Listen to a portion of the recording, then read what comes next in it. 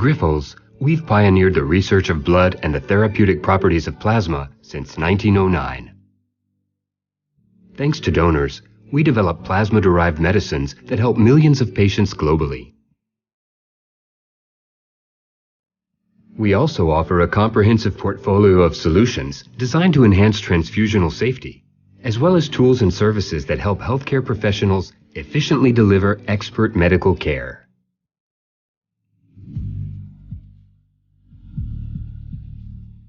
A legacy of more than a century of innovation empowers us to design in-house technological solutions and build state-of-the-art manufacturing facilities recognized widely for their excellence. Since the beginning, ethical leadership, social commitment, and a passion for science have paved our journey. As we continue to grow, we work to find new solutions to the healthcare challenges of the 21st century and remain committed to our mission of improving the health and well-being of people around the world.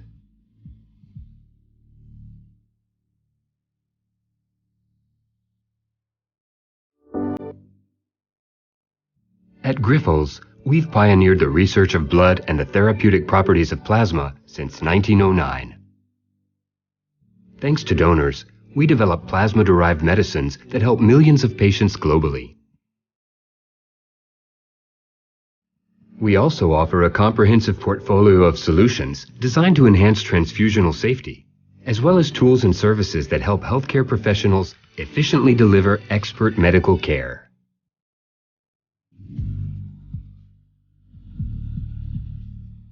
A legacy of more than a century of innovation empowers us to design in-house technological solutions and build state-of-the-art manufacturing facilities recognized widely for their excellence. Since the beginning, ethical leadership, social commitment, and a passion for science have paved our journey. As we continue to grow, we work to find new solutions to the healthcare challenges of the 21st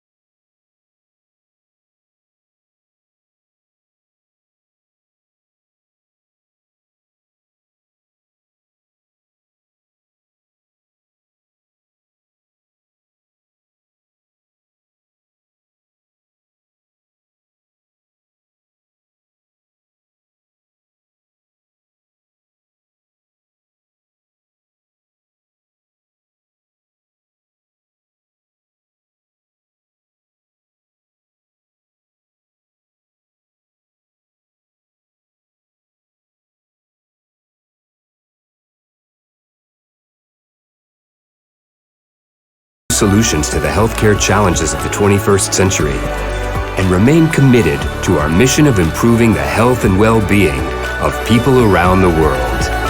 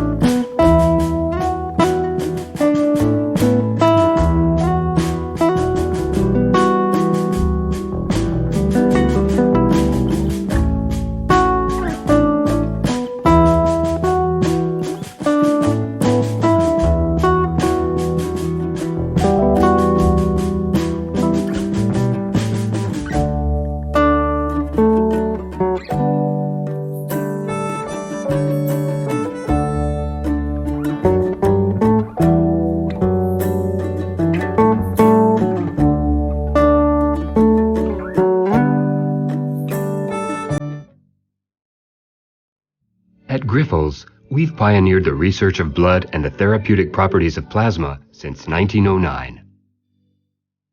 Thanks to donors, we develop plasma-derived medicines that help millions of patients globally.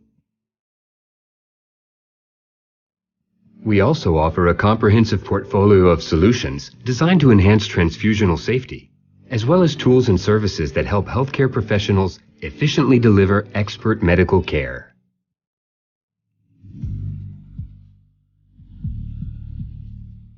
A legacy of more than a century of innovation empowers us to design in-house technological solutions and build state-of-the-art manufacturing facilities recognized widely for their excellence.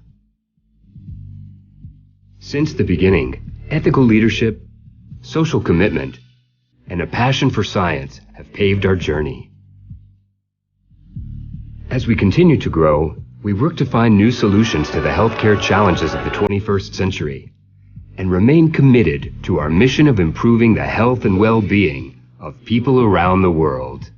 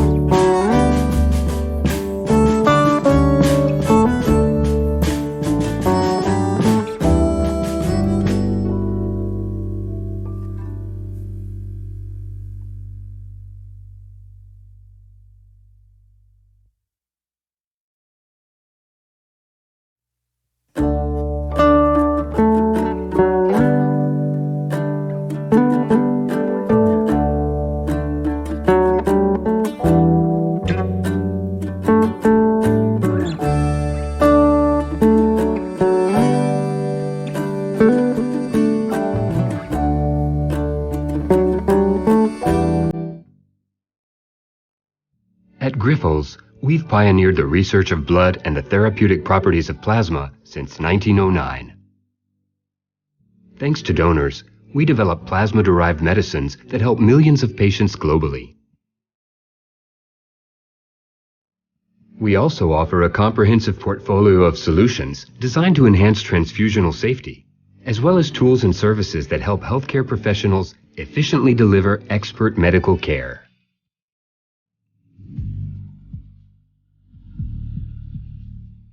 A legacy of more than a century of innovation empowers us to design in-house technological solutions and build state-of-the-art manufacturing facilities recognized widely for their excellence.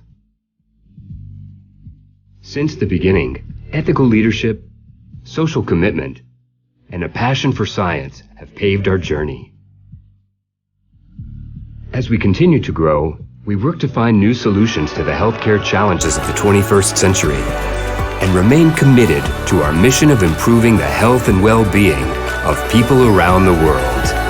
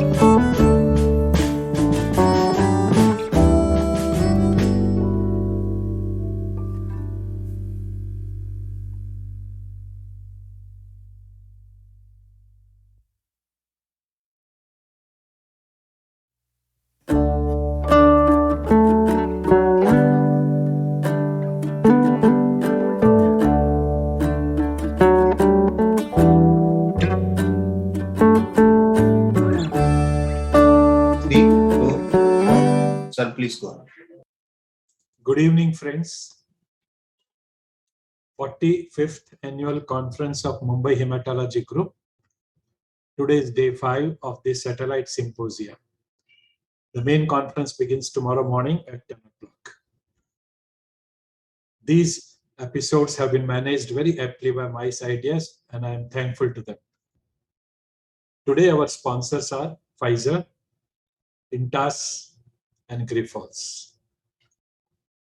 The first session is supported by Pfizer, and I thank Mr. Anil Mane and Mr. Ishan Patel for the help and support towards our academic activities, not only towards the annual conference, but throughout the year.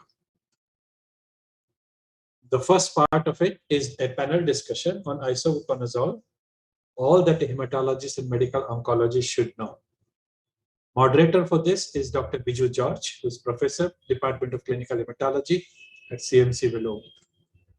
The panelists include Dr. Puneet Jain from Mumbai, Dr. Subhaprakash Sanyal from Mumbai, Dr. Nitin Gupta from Delhi, Dr. Rajesh Kashyap, Dr. Anshul Gupta, and Dr. Sanjeev, all three from Lucknow, and Dr. Parikshit Priyag, who is an ID specialist, specially trained in infections related to hematology, oncology, and transplant setting from Pune. So over to Professor Biju. Thank you, sir. I will just share my screen.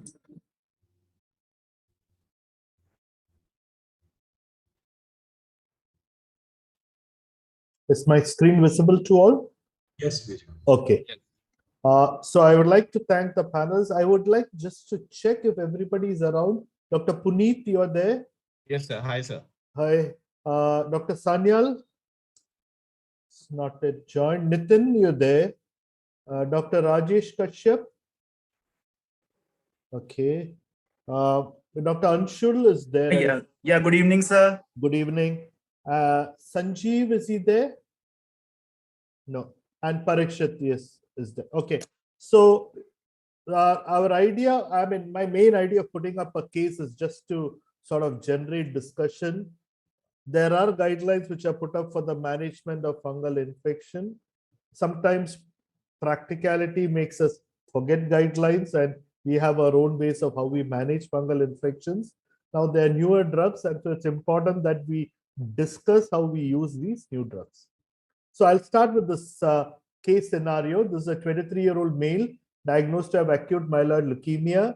He had mild fever at the time of diagnosis and started on first-line antibiotics.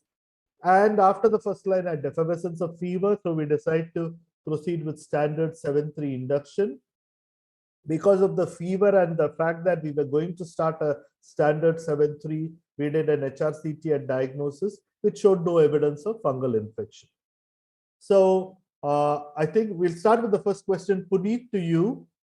When you start somebody with 7-3 induction, do you use antifungal prophylaxis? And if you do use, what would be your drug of choice? Puneet. Thank you, sir, for this question. So I think in our scenario, we are really worried about either invasive aspergillosis or mucor. So first choice usually remains posaconazole, but I'm really tempted to start using isavuconazole as more and more data comes in. But as of now, we use posaconazole prophylaxis. Dr. Sanyal, are you there? No. Okay. So I'll go to the ID, Dr. Parikshit.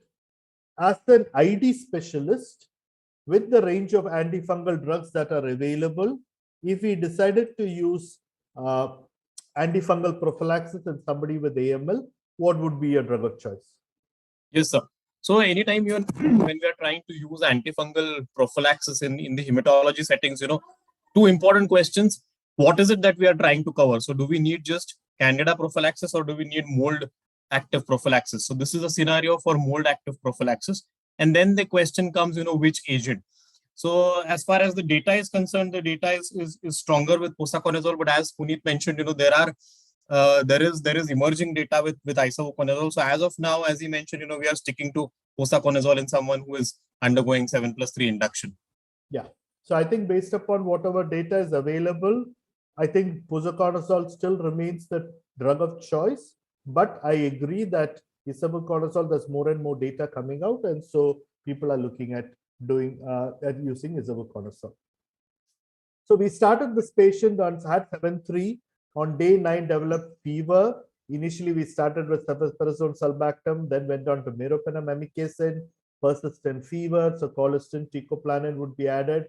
He had about 4 to 5 days of antibacterial therapy and the posaconazole prophylaxis, but there was no response to the fever. So Nitin, what would you like to do next in this patient? You have choices, and the last one is others. If you have any other choices which you would like to put. Right, sir. Thank you for the question. So again, sir, as the previous panelist has discussed, this patient is AML undergoing induction chemotherapy and needs a mold active prophylaxis. And as of now, best is the posaconazole. And but yes, isavuconazole data is emerging. And now the patient is having persistent fever, but the blood cultures are normal, and she has got all the topmost antibiotic, including colistin. And so I think it is a case of fever because of a fungal infection. So of course, even though the patient was on posaconazole, we need to see whether he or she has developed a fungal infection. So we need to do a radiological investigations like HRCT scan of the chest, as well as we need to do galactomannan assay if available.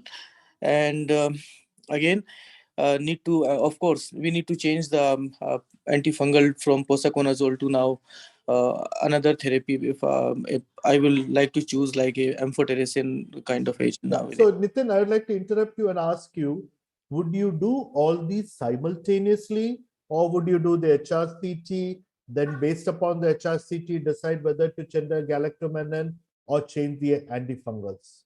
So I think it depends upon in which setting you're working and how fast you can get the result of galactomannan. We know in most of the hospital we don't get the galactomannan result on the same day or in a day. It takes time. So I think the best is to do a HRCT scan of the chest to see if there are nodules or not, and any other kind of evidence Okay. of. Sure. Is Rajesh? Yeah. One second. Okay. Is Rajesh Kashyap there? No. Okay. Parikshit, let me come to you as an ID specialist. Again, Yeah. the same question. 4 Right. days of fever. What would Yes. you? So 4 days of fever, he has been on very broad spectrum and very good anti-gram negative coverage. So at this point of time, yes, time to think of fungal infections. So, but when I think of fungal infections, again, I'm asking myself, is this a mold that I'm trying to think of, or is this Candida?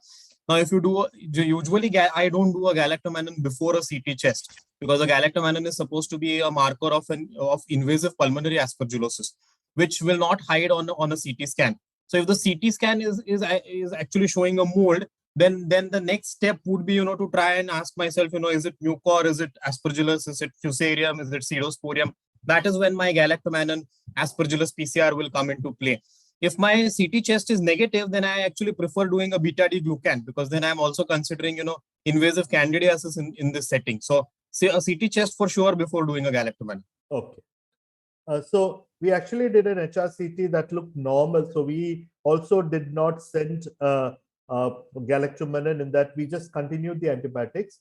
But just 2 days after that, he developed swelling of the right side of the face with pain. He had difficulty in opening the right eye. The other problem that occurred was because he was on colistin, he developed renal failure and his creatinine sort of shot up to 2 milligram%. So Anshul, in this scenario, what would you like to do next? We have given multiple choices. What would you do in your institution? So now the patient has developed a swelling in the right maxillary area, and probably it is most likely a sinusitis. It could be fungal or it could be bacterial. It could be either of them. So first I would go for a CT scan of the sinuses and try to map out whether there is any fungal ball or anything of that sort or a pansinusitis present at the CT. And if I see that there is a sinusitis on the right side, then I would try to sample it out. If the patient's counts are normal, we would take an ENT consultation and try to take a sample from the sinus if possible.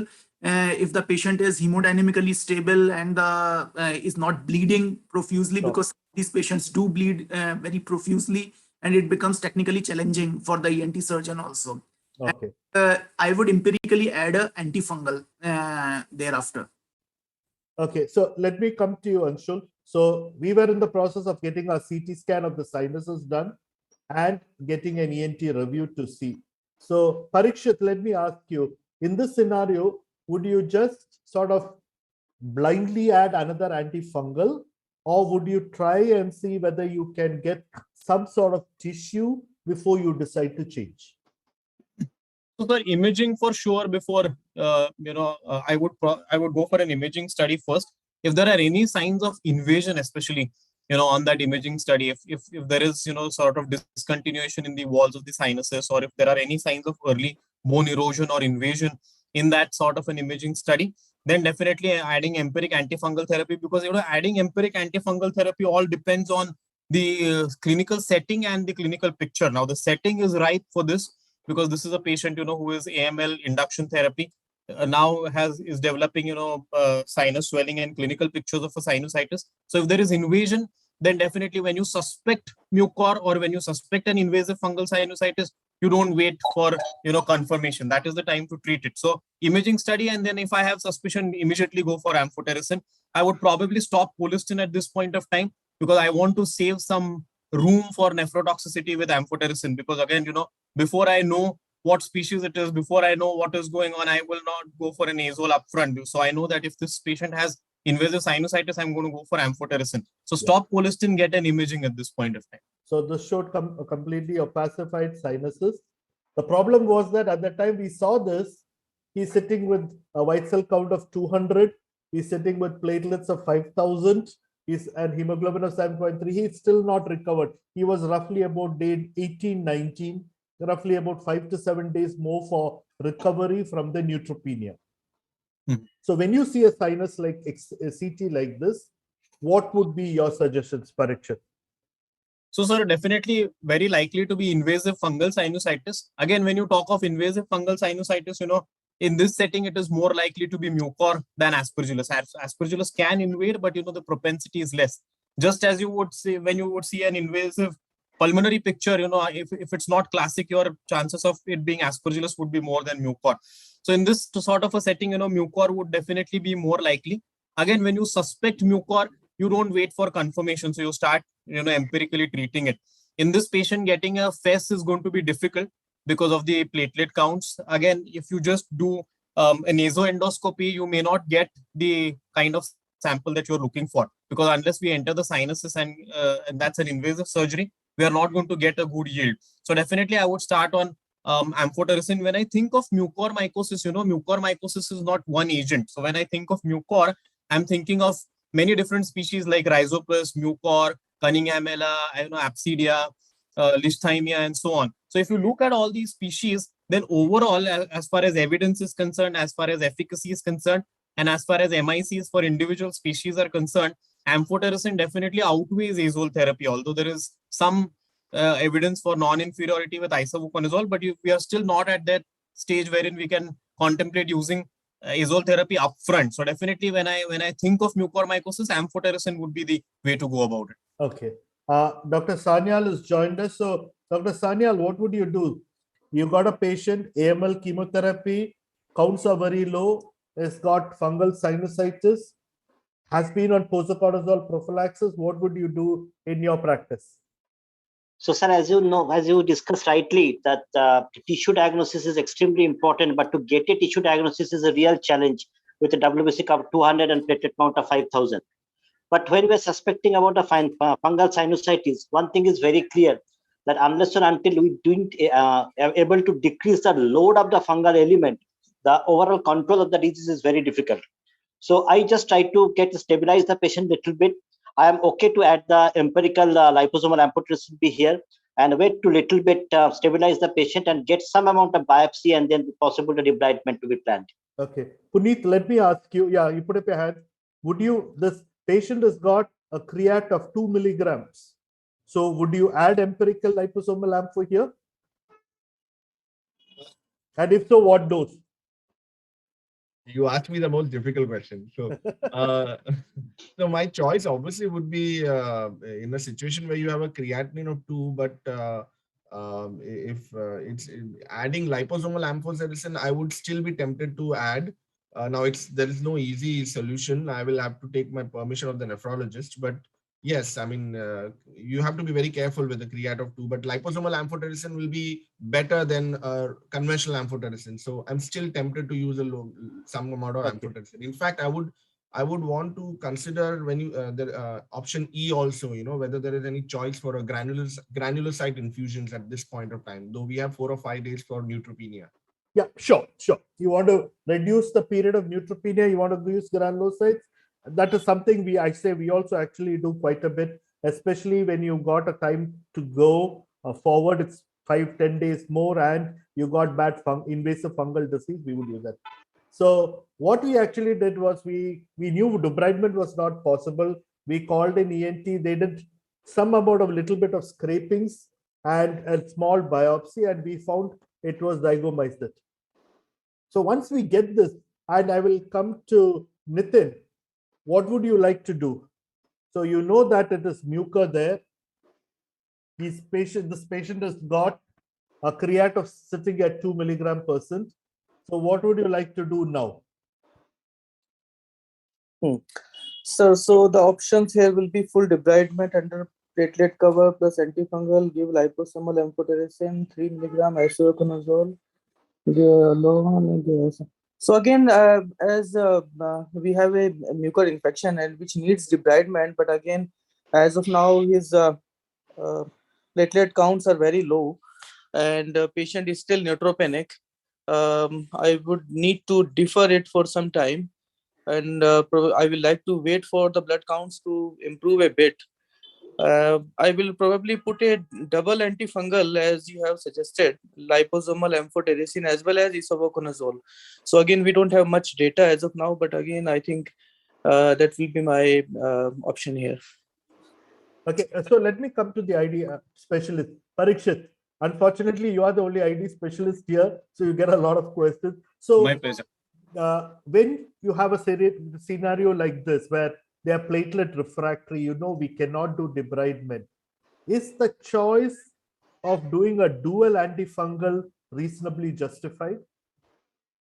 So, sir, if you look at evidence so let me talk about mucormycosis first, and because we are assuming that this is mucormycosis.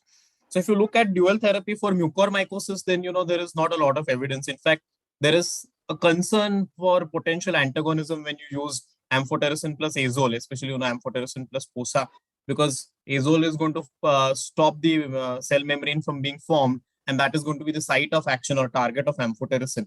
So there is a potential antagonism, although in clinical or in real life experience, that antagonism is probably a little overstated. But upfront, I probably will not add a dual antifungal therapy for this type of a picture.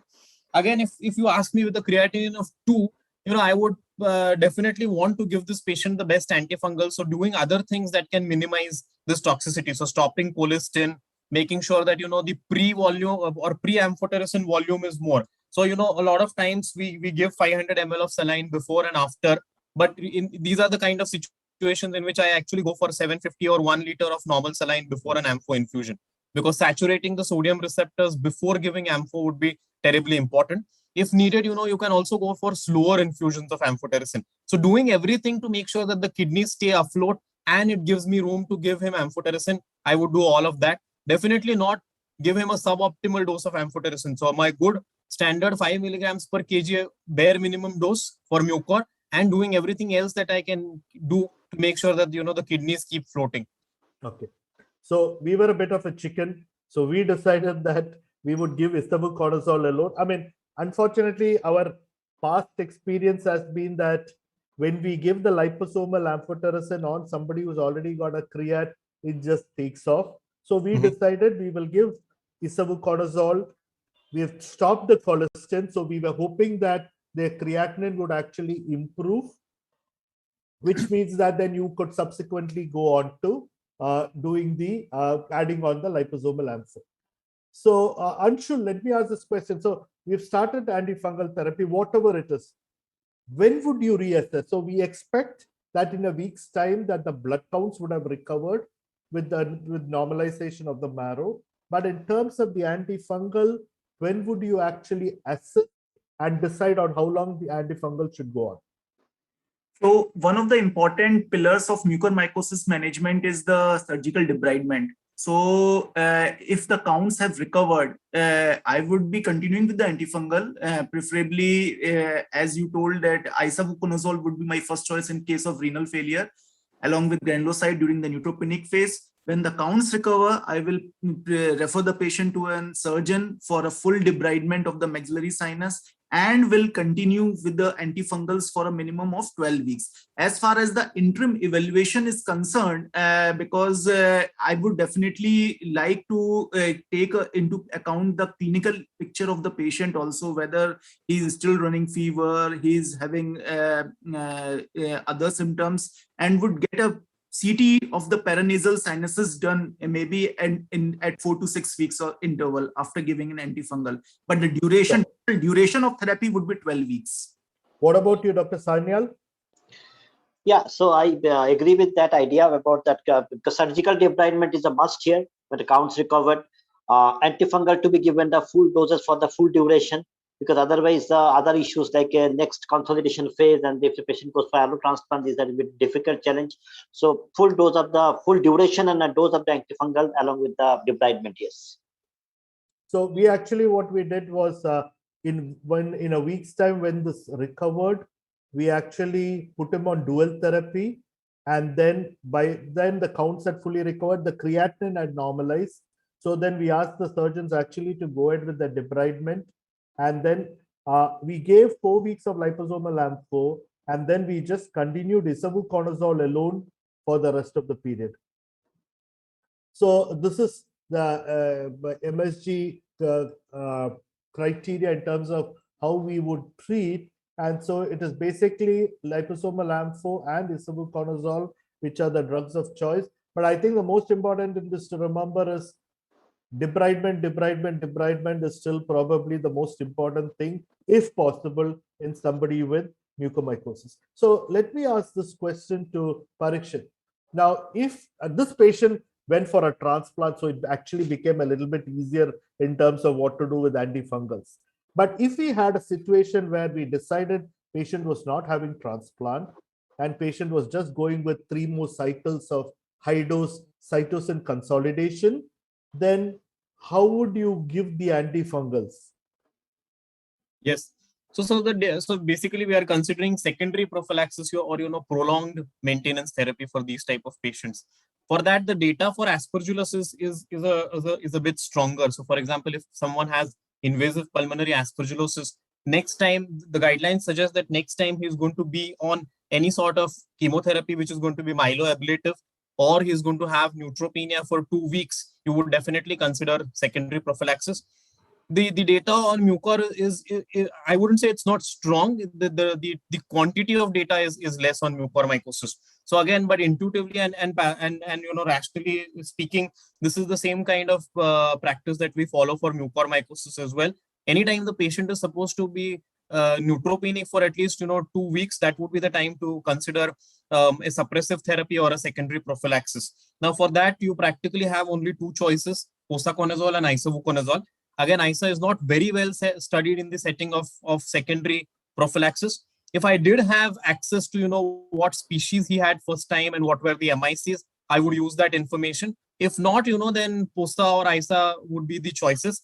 Again, sometimes it is also dictated by the kind of chemotherapy that he's going to get.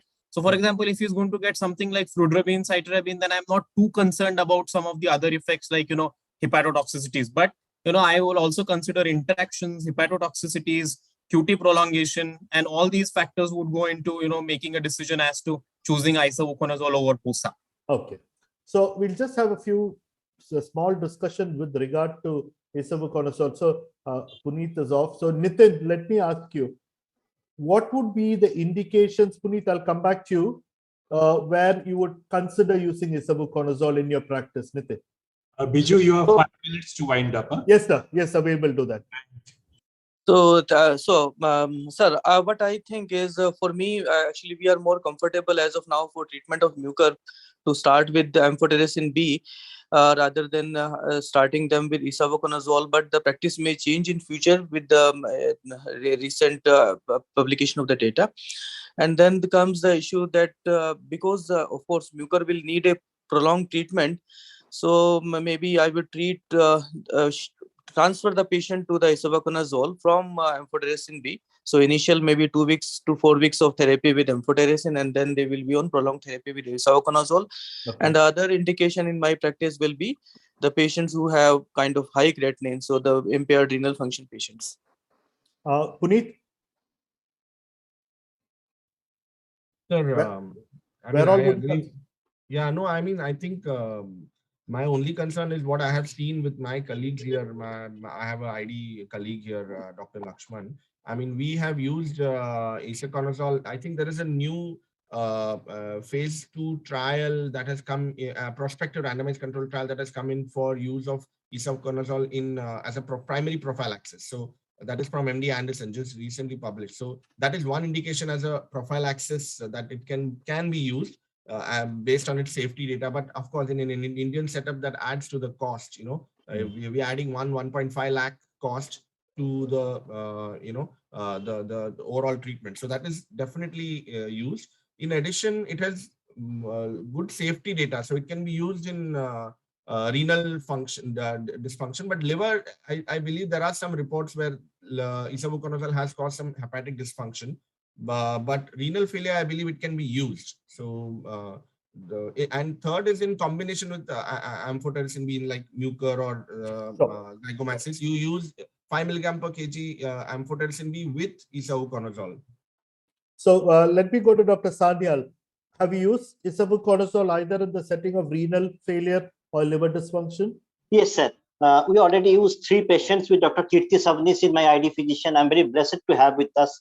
So 2 AML cases, and one is a post-allogenic transplantation scenario. So little bit of creatinine of 2.5, we very safely continued with this drug. And there is no much problem at all happened. Liver dysfunction, I have not encountered at all with this drug. And one of the better part I feel with about this new drug, about the very less, say azoles are very bad to interact with the other drug, but somehow the azoles interactions are not, as if ISA is not a very bad interacting drug with the others. So I'm very comfortable with the mild to moderate renal impairment or hepatic impairment to continue this drug safely. Okay. I'm getting confidence nowadays. Yeah. Okay. Anshul, where would you use isavuconazole in the setting of aspergillus? So right now, as per the present data, though isavuconazole has been shown to be almost non-inferior to voriconazole in invasive pulmonary aspergillosis, but still taking the past experience of voriconazole in the past and good efficacy in treating that. So probably the voriconazole would be my first choice in case if it's an invasive pulmonary aspergillosis. But in case, suppose the patient is not showing improvement and we would be thinking, then also I would rather be inclined to shifting it to liposomal M4 rather than changing it to isavu because of the same class. So I would more be inclined towards changing it. So that a thought process in that. Sure. Parikshit, mixed infections or unknown infections. Yes. Would isavuconazole be a drug that you can use? Yes, sir. So that is one good niche area for isavuconazole in the setting of mixed infections. Because even if you think of ampho as a broad spectrum antifungal, there are many species of aspergillus, or there are species of fusarium. There are species of pigmented molds that amphotericin can have high MICs for. So when there is a mixed infection, then definitely amphotericin plus azole is the way to go about it. And considering again the safety profile and the MICs, probably at this point of time I would go for ISA. So mixed infections definitely. So thank you all. I think it was a lovely discussion that we had. I think there's a lot more that can be done with isavuconazole. Just now there's a lack of data, but I think more use and more data will definitely help in discussion, at least in an Indian context, of where all we can use it. Over to you, sir. Thank you so much, Mr. Biju, and all the panelists for this lovely discussion. Thank you, sir. And thank you, sir. In this session and move on to the next session, which is supported by INTAS, and I request Dr. Manoj Kumar to set the ball rolling. You are muted. Thank you for giving us this opportunity to participate, sir. Anything coming in from Mumbai Hematology Group is like a lesson into library. I would not take the honor of introducing the speakers and the chairperson, sir. That is your honor. But all I just wanted to say that it's an honor and privilege for all of us to be here and to learn from the speakers today. Thank you, Dr. Manoj. So this session is supported by INTAS. I'm grateful to Dr. Manoj and his team from INTAS for supporting our academic activities, not only during the annual conferences every year, but around the year for last 20 years or more. The subject is myeloma bone disease. And we have a lecture by Dr. Isha for a duration of 10 minutes. And the title is When to Choose Denosumab in Myeloma Bone Disease. Dr. Isha Kaul is Associate Director, Department of Hemato-Oncology and Bone Marrow Transplantation. Over to Dr. Isha. Hello, a very good evening to all the audience, and thank you for giving me this opportunity to participate in this wonderful program. So without further ado, I will proceed with my brief, which is to talk about use of denosumab and in general about myeloma bone defining bone management, bone disease management. Can everyone see my screen? Not yet.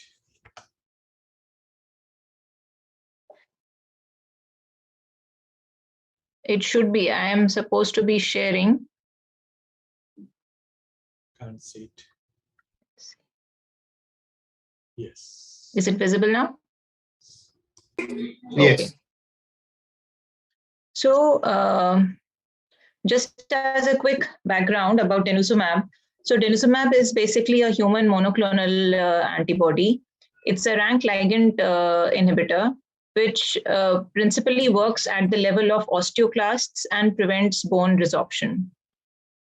So just to remember some physiology, the bone turnover is decided by two sets of cells, which are osteoblasts and osteoclasts. And in a simple sort of fashion, we can say that osteoclasts are the cells that are responsible for bone resorption. And their overactivity of the mechanisms of myeloma bone disease.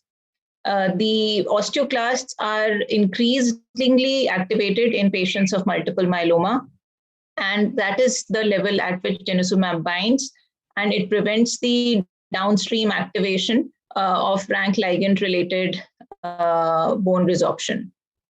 So bone disease is a very big challenge in multiple myeloma. 7 out of 10 patients newly diagnosed multiple myeloma have bone disease at presentation.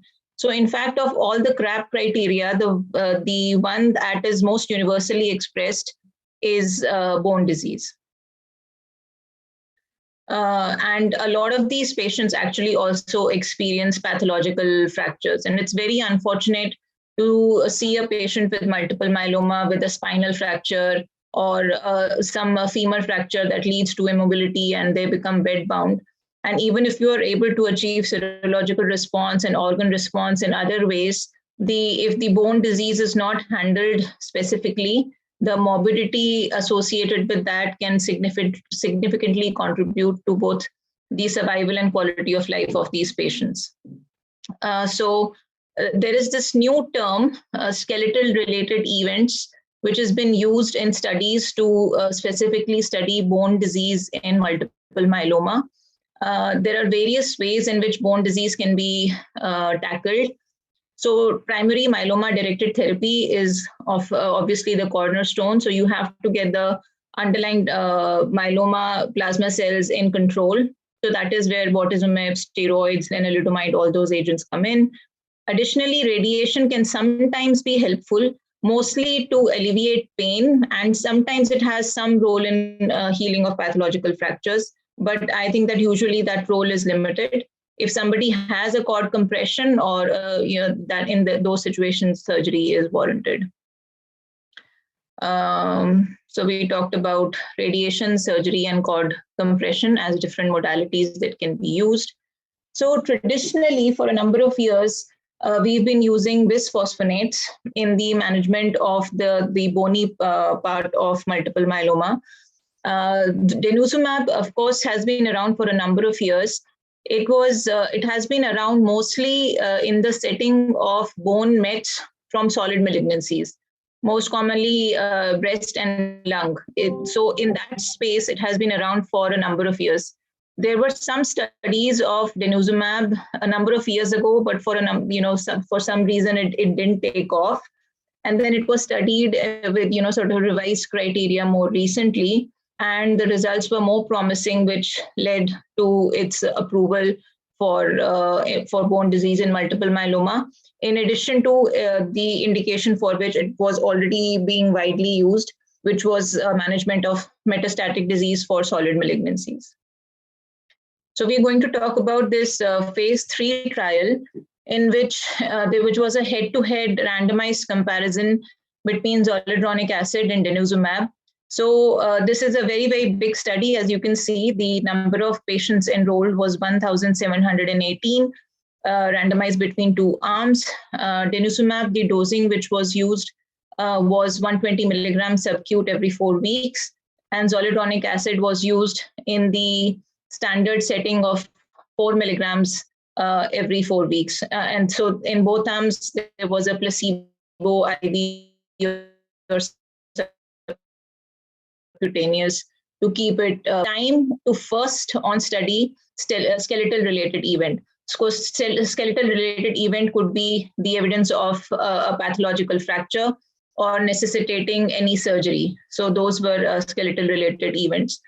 And then there were secondary endpoints, which included survival outcomes, which were mostly exploratory. So here is the results. This was a non-inferiority design, so in which denosumab and zoledronic acid came out to be about the same. So denosumab was non-inferior to zoledronic acid. The crude incidence of skeletal related event in the denosumab arm was 43.8%, as opposed to 44.6% on the zoledronic acid arm, which is about the same. And the survival was also about the same. There is some PFS benefit on the denosumab arm, but because the study was not designed to study that, I think we cannot read too much into it. And then there, in the subgroup of patients with renal disease, the significant thing was that renal events were fewer on the denosumab arm. As you can see, that doubling of creatinine was 3.3% on the denosumab arm, as opposed to 6.5% on the zoledronic acid arm. So this subset of patients with renal impairment is the one subset in which denosumab has, I think, the largest role. My interpretation of this data is that if your kidney function is intact, it doesn't really matter which drug you use. But again, as we know that 70% of patients have bony disease at baseline, and good 40-50% of patients do have renal failure also at presentation, and they have some level of compromise, whether it is CKD stage 4-5 or acute kidney injury. It's often present. So how you manage that becomes critical. So the at one point we were also using reduced dose of zoledronic acid, 3 milligram, prolonged infusion time, and other bisphosphonates such as pamidronate in this setting. But the fact that renal function remained stable on denosumab is extremely encouraging for this troublesome subset of myeloma patients who have renal compromise and significant bone disease at presentation. A couple of important points to be considered is that the things that were problematic was that there was severe hypocalcemia, which was noted with denosumab in patients with renal insufficiency. So in patients who have a GFR of less than 60, I generally reduce the dose of denosumab to 60 and monitor them very closely for their calcium levels and calcium supplementation, because the degree of hypocalcemia with denosumab can sometimes be much more severe than with zoledronic acid. But the FSGS, which is often associated with zoledronic acid, is not seen. So occasionally we do see this worsening of kidney function in patients with zoledronic acid. So that concern is taken out. The other things that we worry about is the osteonecrosis of jaw angle, and that is about the same on both arms. So just to summarize, is zoledronic acid cleared by the kidneys? Yes, which is why it needs to be dose reduced. Denosumab is not cleared by the kidneys, but it is known that in patients with renal failure, the degree of hypocalcemia can be more severe. So the paper, the package insert does not call for a dose reduction, but in patients with reduced GFR, I tend to dose reduce the denosumab a little bit for the hypocalcemia reason. And we know that certain flu-like symptoms can be seen with denosumab, fever, fatigue, asthenia, with zoledronic acid, which are absent with denosumab. The subacute osteonecrosis of the jaw is about the same in both, which that was a little bit of a disappointment because we were really hoping that there would be a drug that we could give without worrying about this very, very catastrophic side effect of ONJ. But that is one area in which both of these are, about the same. So that risk does not change. Acute phase reactions significantly lower with denosumab, so that flu-like symptoms that a lot of patients experience, not there. So that's basically it. I think the subset in which absolutely it makes sense is patients with renal failure. I personally do use a slightly reduced dose. The subcutaneous administration makes it easy during the COVID pandemic era, where a lot of patients were having trouble coming into infusion centers and getting IV drips. A lot of them got through the 2 years with denosumab that they could, get administered close to their home. The cost is a little bit of an issue, but hopefully with, as time goes by, with cost becoming comparable, that will also make it easy for us to use it more widely. I think with that, I'll conclude. And if there's, I'm sure there's a panel discussion later in which more details can be discussed. Thank you. Thank you, Dr. Isha Kaul, for a very comprehensive, updated review of this subject. We will move on to the panel discussion, which is for 20 minutes. And subject is, of course, the same: when to choose denosumab in myeloma bone disease. To moderate this, we have Dr. Samir Turpule, who is from KD Ambani Hospital, Andheri, Mumbai. The panelists, we have Dr. Nishad from Nagpur, Dr. Punit, Mumbai, Dr. Gaurav, Delhi, Dr. Chandrasekhar, Vizag, Dr. Venkatesh, Aurangabad, Dr. Rahul, New Delhi, Dr. Suvik Singh, Ludhiana, Dr. Shrikant, Chennai, Dr. Karuna Kumar, Sikandarabad, and Dr. Mahesh from Bangalore. So over to our moderator, Dr. Samir. Thank you very much, sir, for this invitation, and thank you, Intas, for inviting me to speak. Thank you, Dr. Kaul, for the wonderful presentation and setting the scene for the panel discussion. We have a long, rather a big set of panelists, so hopefully this should be okay. And what I'm trying to do is probably have more of a discussion about various practical aspects of how they manage myeloma in their own settings.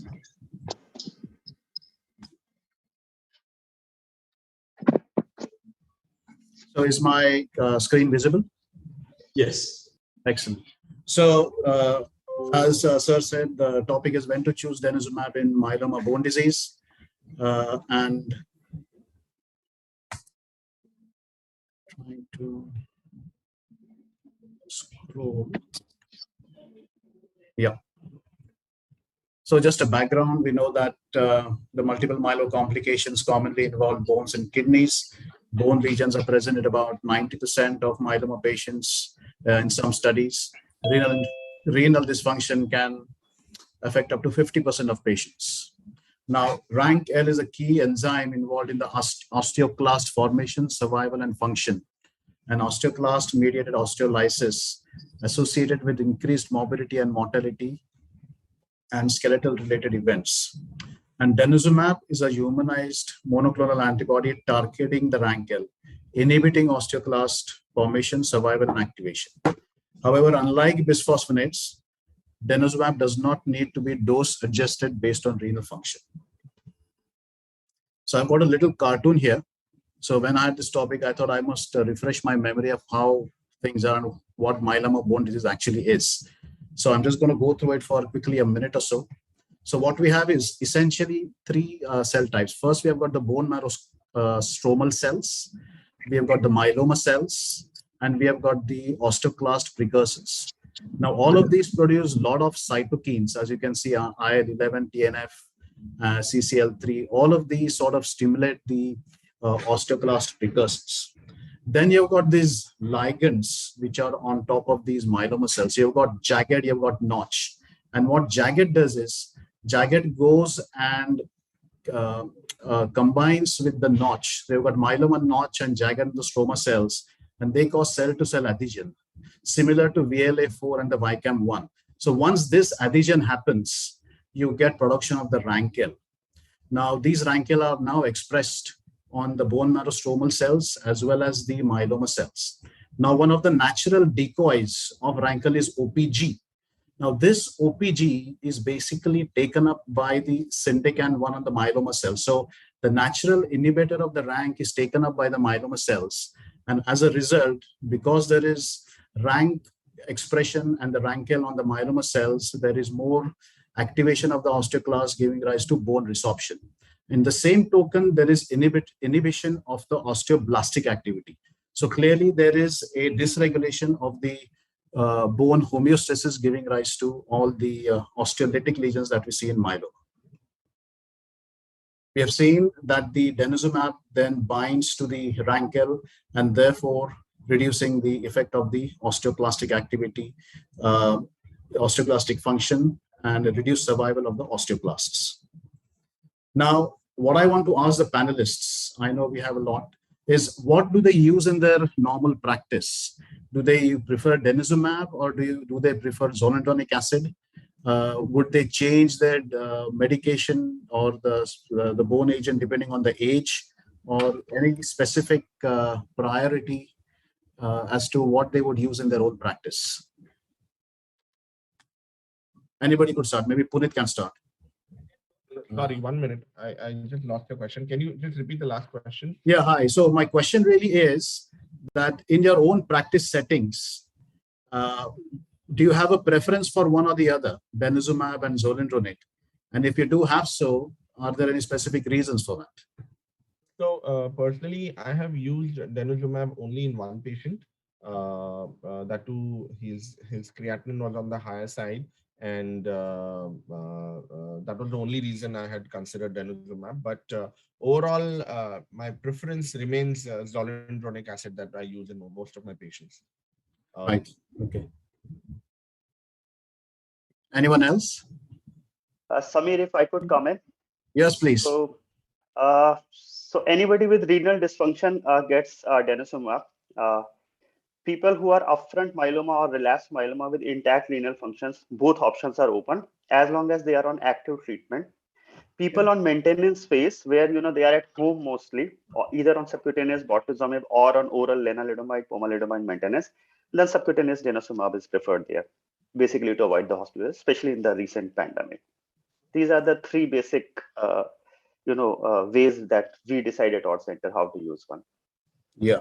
So basically a combination of renal function and convenience, really, the ease of administration of the drug. Yeah. I think that seems to be. Would the panelists sort of largely agree on those sort of things? Also, one more thing from my side, if there is a very severe bone disease causing bone pain, and the patient is committed to taking a long-term treatment like once a month, without stopping, then I think cost is not an issue. Then if MRI shows or PET shows a lot of bone lesions, then I think I tend to go more for denosumab. A specific reason for that? Anything? Because the bone pain and things and SREs, as you've seen the PFS, it might be a little bit better in the long run, I think. Right. Okay. Fine. I think we got a good variable answers there, but most of us would agree that probably impaired renal function, convenience of administration, especially we've seen it in the pandemic that people wanted to have even treatment at home sometimes. And as I think Shrikant, you've put it, those with extensive bony disease with a lot of pain, you would prefer denosumab over zoledronic acid. Okay, I think let's move on. So I think we are looking at what the differences between zoledronate and denosumab are, and I think that's pretty much highlighted in the previous talk. But I think, as we said easily here, in a zoledronate, I think needs to be adjusted as per the creatinine and creatinine clearance, whereas we don't seem to need that with denosumab. I think in terms of duration of treatment, I think we would agree both for zoledronate and denosumab probably similar, maybe 2 to 3 years in a myeloma patients. There is some suggestion of increased PFS with denosumab, reduced renal toxicity, similar ONJ, but slightly higher hypocalcemia. I'll come to that. So that's my next question. Now, when we talk about, I think this is what we've already seen. I think she's shown us the data already. So I'm not going to repeat this. I'll straight away come to the question. The question is survival. Do they affect survival? And we've seen yes. So my question here now is, would age be a particular, say, factor when you're thinking of using one or the other agent, especially if you think that there is a slight PFS advantage? Would that be? Would you take that into consideration while using one or the other agents?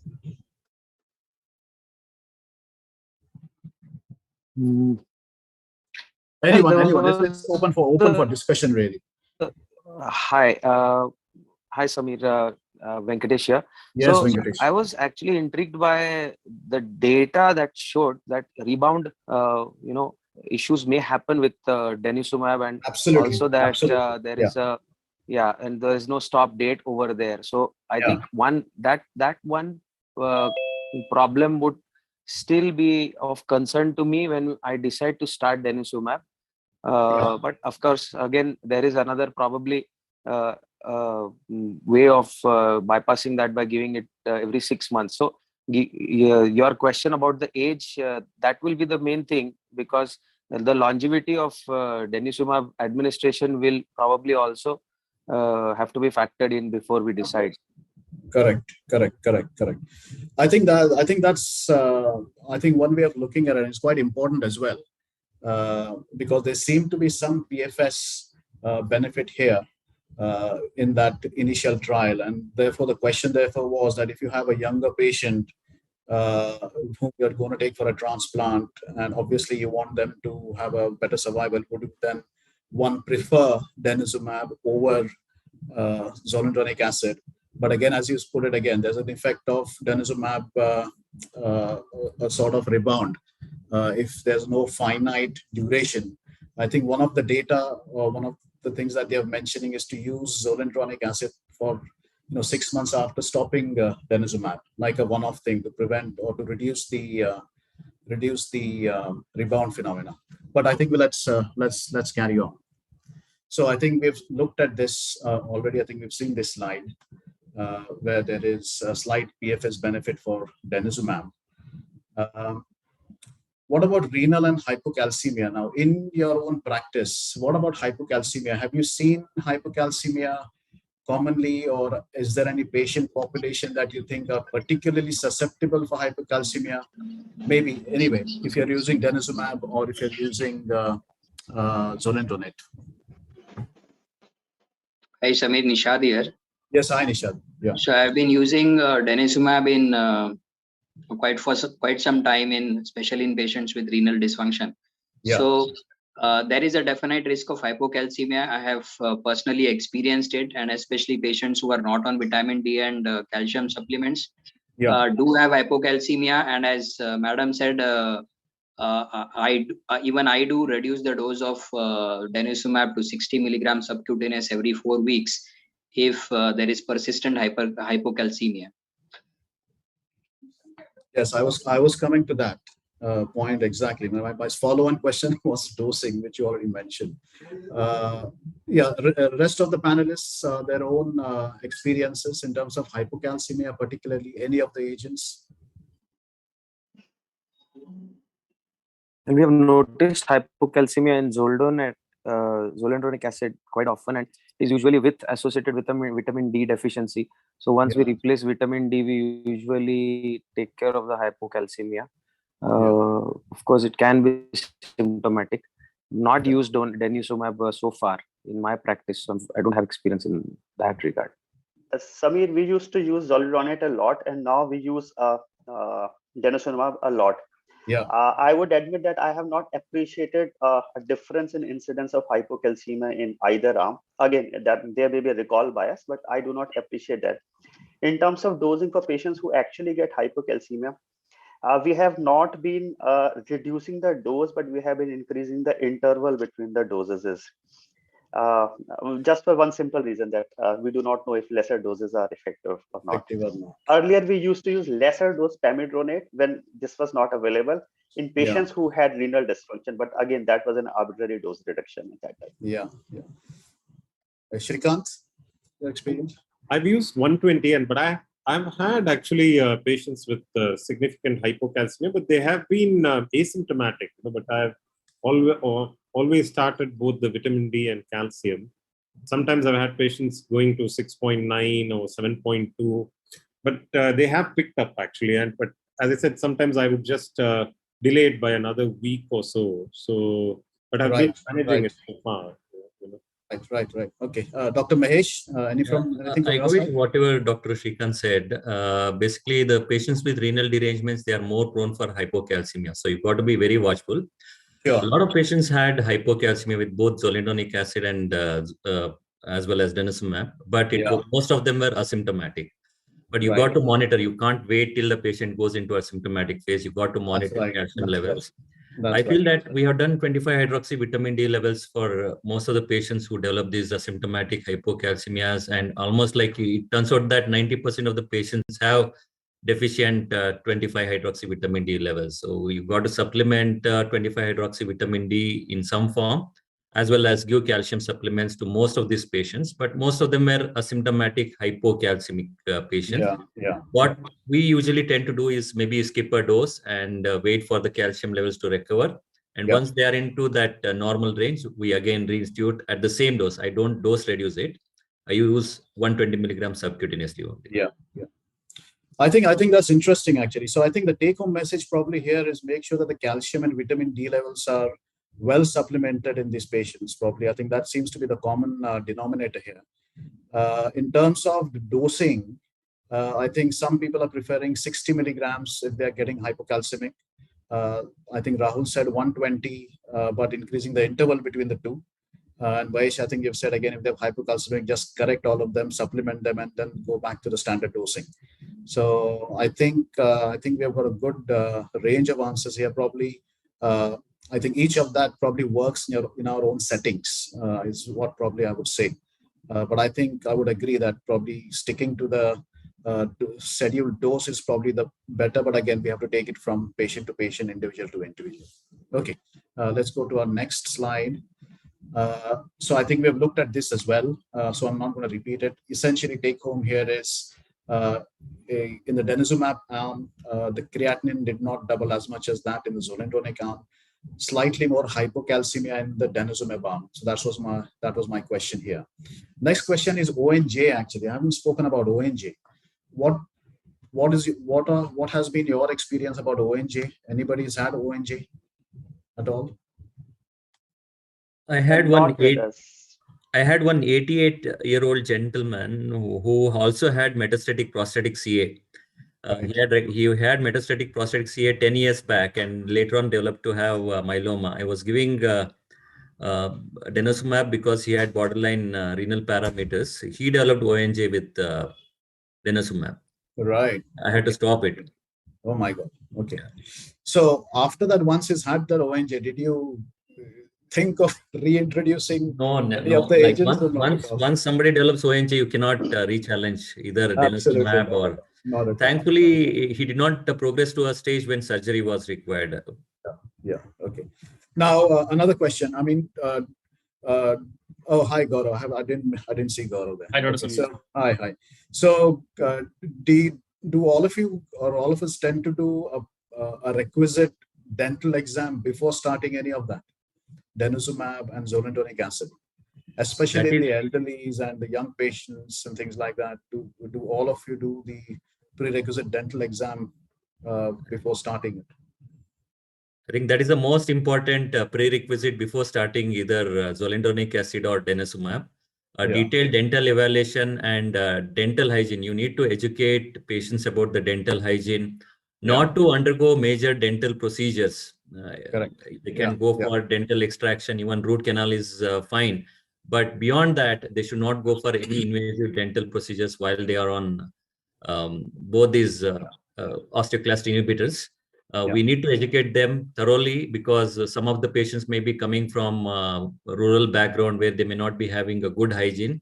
And somebody who is having a poor oral hygiene, see the broken teeth or shaking teeth, I usually don't start them on bisphosphonates. I am very skeptical to start somebody with a poor oral hygiene on osteoclastic inhibitors. Yeah.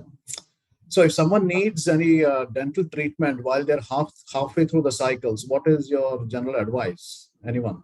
Gaurav? Yeah, actually, this was supposed to be my question because if somebody has a tooth problem while on treatment, it becomes a challenge how to space it and how to give zoledronic acid before or after, how many days gap we should have. I have seen one patient of ONJ and it was a disaster, totally disaster, and I had to use services of surgeons, dentists, everybody. And after that, probably I'm very skeptical to do any sort of surgery, or that is very difficult to even think of. But 3 to 4 months gap usually I keep before planning any dental extraction or any dental procedure. While patients are on this, sometimes you cannot avoid. If they have dental pain and you need to do something, if somebody advise you to go ahead with the extraction, how to space it? That's a question. I'm not aware. Maybe you can, maybe panelists can have a different view. How to? Could I comment? Samir, can you? Please. So to answer the first question. Excuse me. I think sir is saying something. Excuse me, please, everybody. Samir, can you conclude in 1 minute? Yes, please. Thank you. Yes, Rahul. Yeah, so we have not been routinely doing it. I had a personal discussion, communication with Dr. Nupur Raja on this topic, and she said if somebody is already on bisphosphonate and goes for a dental procedure, they generally do not stop it. Right. Okay. There you have it. Okay, I think sir has said we've got hardly 1 minute, so I'm going to move on.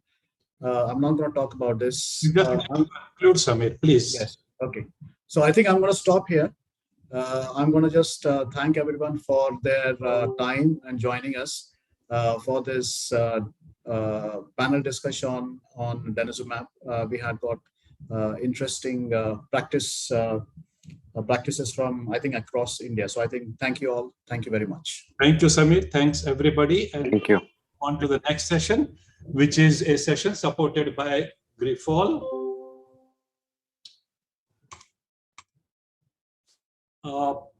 This is on importance of factor 8, 1 Willebrand factor natural complex in hemophilia A. Our first talk is by Dr. Nishant Singh, who is Associate Director, Medical Affairs, Bioscience, Grifols. And the lecture is entitled Need of Factor 8, 1 Willebrand factor natural complex in the management of hemophilia A. So over to you, Dr. Nishant. Thank you, sir. I'm not very fluent with Zoom, so I'm just trying to find where do I share my screen. Okay.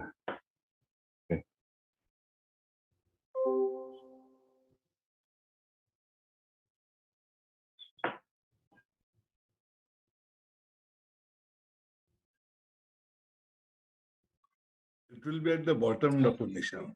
Sir, in the bottom, I see video and there is a... No, in the same line. In the same line, there is a share screen, green color button. Yeah, I got it. Yeah, sure. So, thank you. Yes.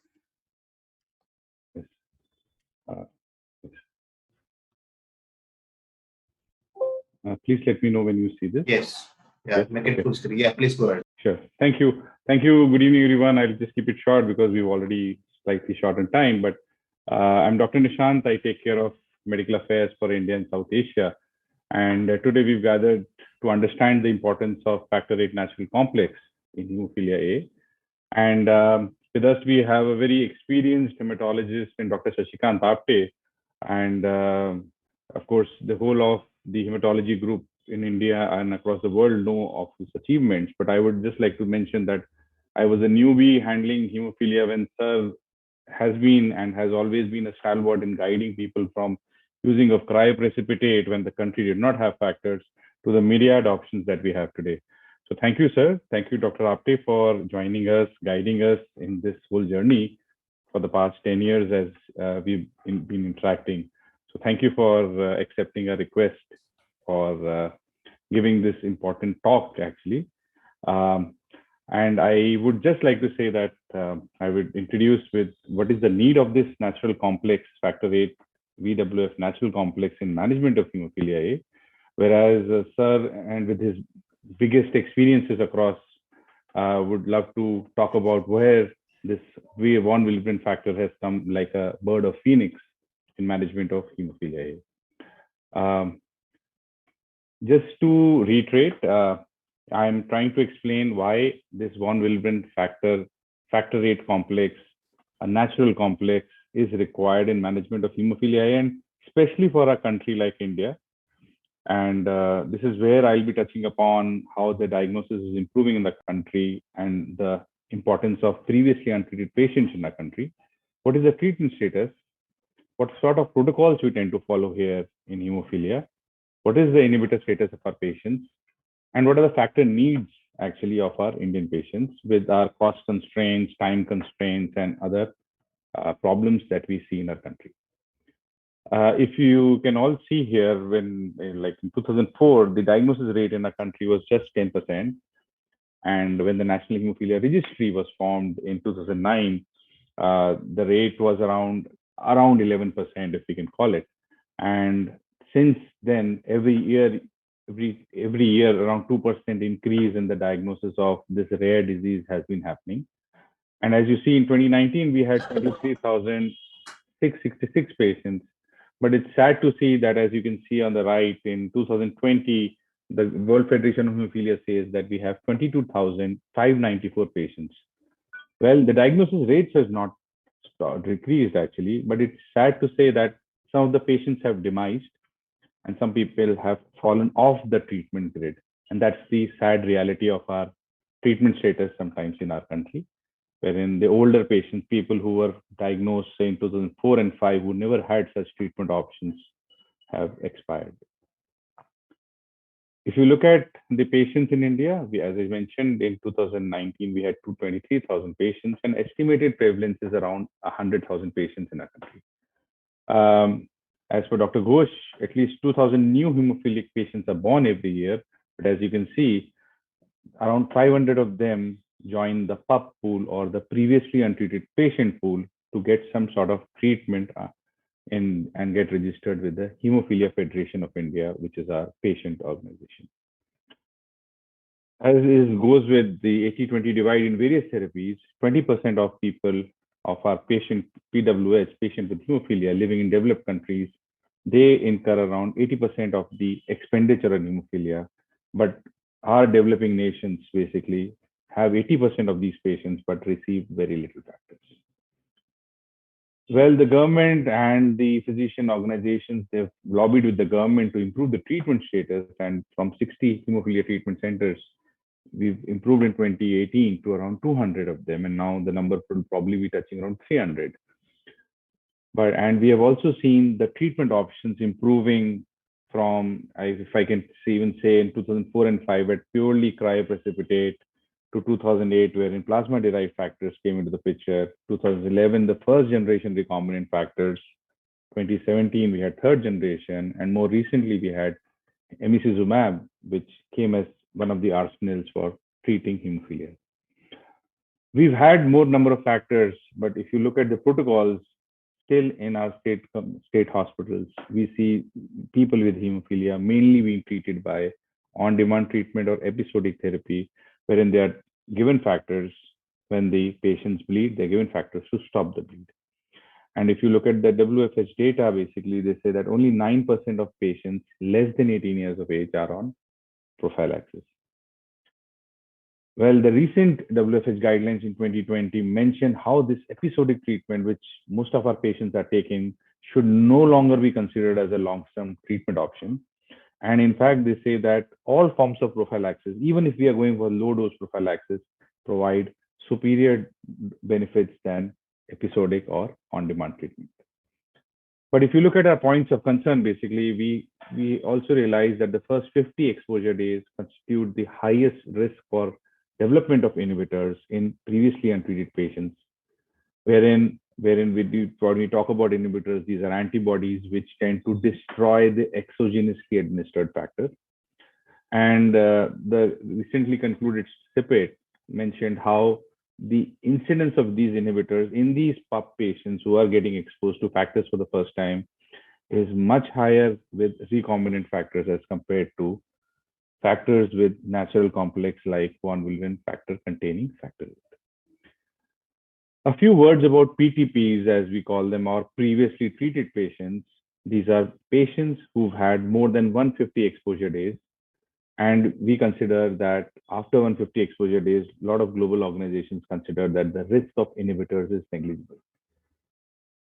And the point we have to understand that with our prevailing standards in our country of giving on-demand treatment, say a patient coming to you for 20 times a bleed in a year, and every time you give him factors for 2 days, we understand that it will take 4 years for this patient to become or achieve 150 exposure days to become a PTP in real sense. And why I'm saying so is because if you look at the new molecules which come into the picture or which are brought to you, most of them are told to be PTP safe. That is, previously treated patients we've tried, it's safe, there are no inhibitors.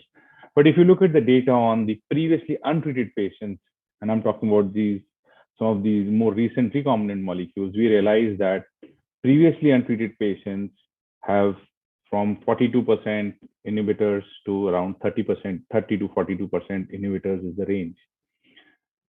Because if you look at the PTPs, which are part of these trials, as per the guidelines, the previously treated patients who are considered to be safe in these trials are patients who are more than equal to 12 years of age.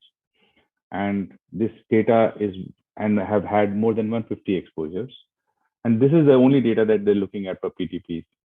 But if you are looking at inhibitor safe patients for our country, most of the patients who don't come to your OPDs or in IPDs basically are not just more than 12 years of age, they're less than 12 years of age, or are more recently diagnosed or come into the PUP category.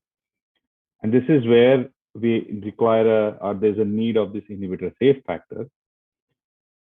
The country, as I had mentioned earlier, has moved slightly from on-demand treatment to low-dose prophylaxis, and these are these various studies which have, have happened over a period of time, and from all across India.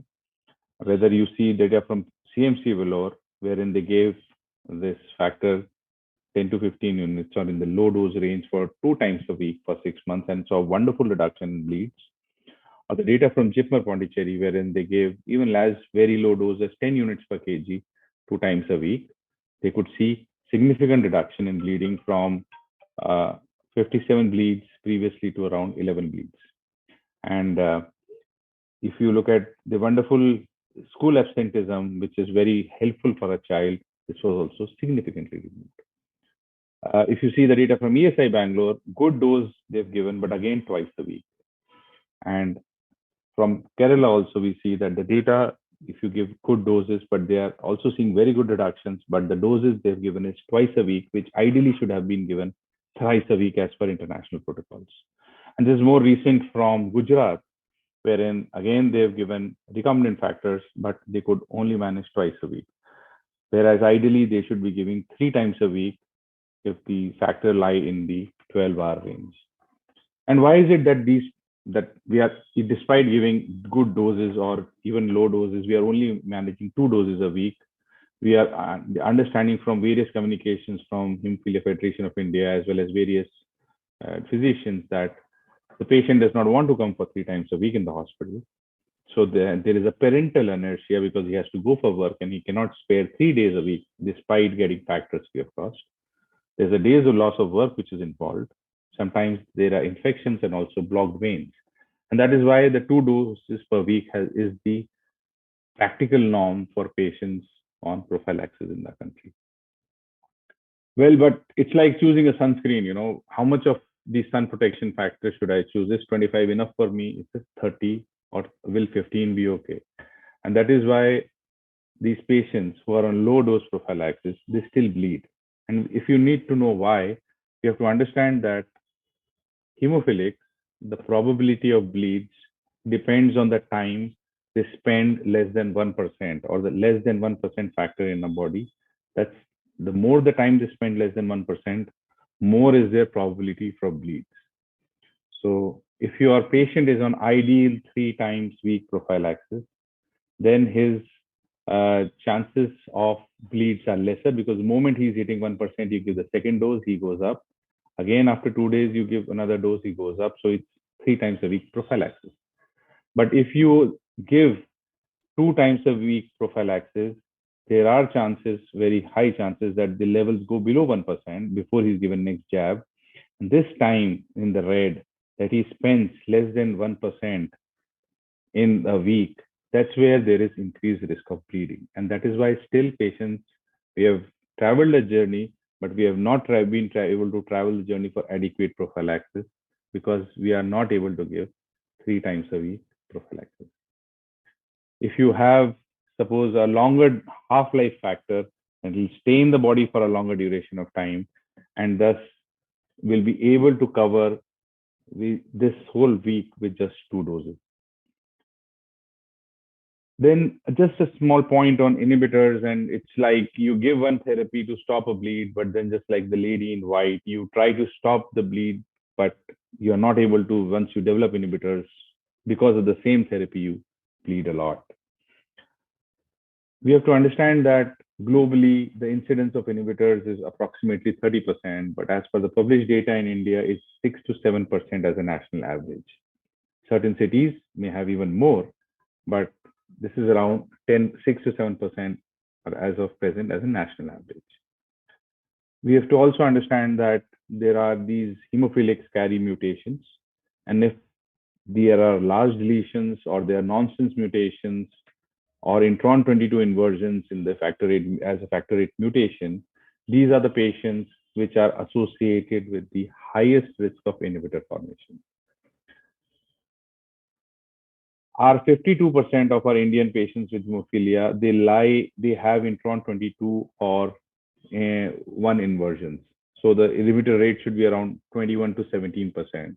So it's surprising that we have only 6 to 7%. Thus, as the therapy options and as the treatments are increasing, we have to be very cognizant that our patients require a inhibitor safe product for this genetically predisposed population. So as an Indian ecosystem, basically, we realize that there are more than 20,000 diagnosed patients.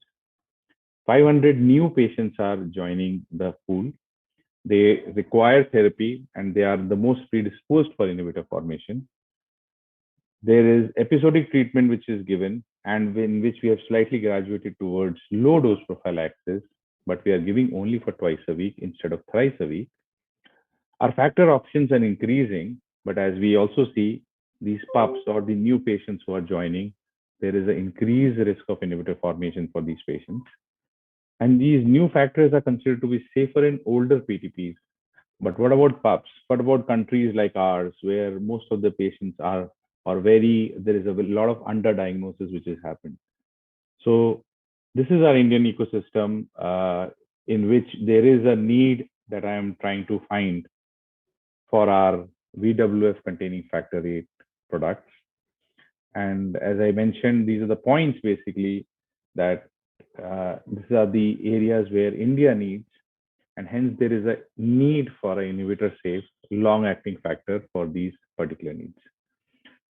I thank you in various languages, but I hope that you stay on and listen to Dr. Shashikant Apte, who can really untangle these web of problems with his next presentation. Thank you, sir, and I welcome you again. Thank you so much. We will, I think, have a discussion at the end of both the talks. So I now request Dr. Shashikant Apte to give his talk on emerging importance of von Willebrand factor management of hemophilia A. He doesn't require an introduction to complete the formalities. He's head department of hematology and bone marrow transplant unit at Sahyadri Specialty Hospital, Pune. So over to you, Shashi. Unmute yourself.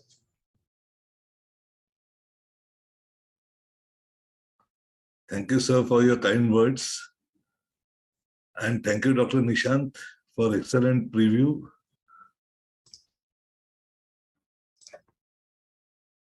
Can you see my slides, sir? Your screen is just opening.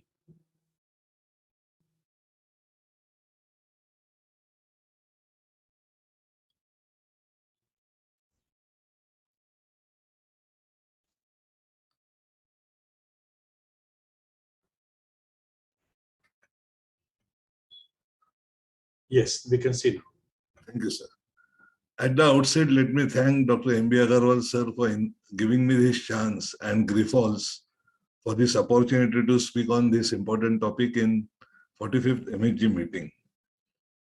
Basically, as Dr. Nishant showed, once the safety and efficacy is established, development of inhibitors against factor 8C becomes the most important issue in the management of hemophilia A. We have been having a really explosion of products happening in the field of hemophilia. Extended half-life products are coming up, non-factor therapies are coming up. But considering the Indian economics and resource constraints, we have to have our own policies.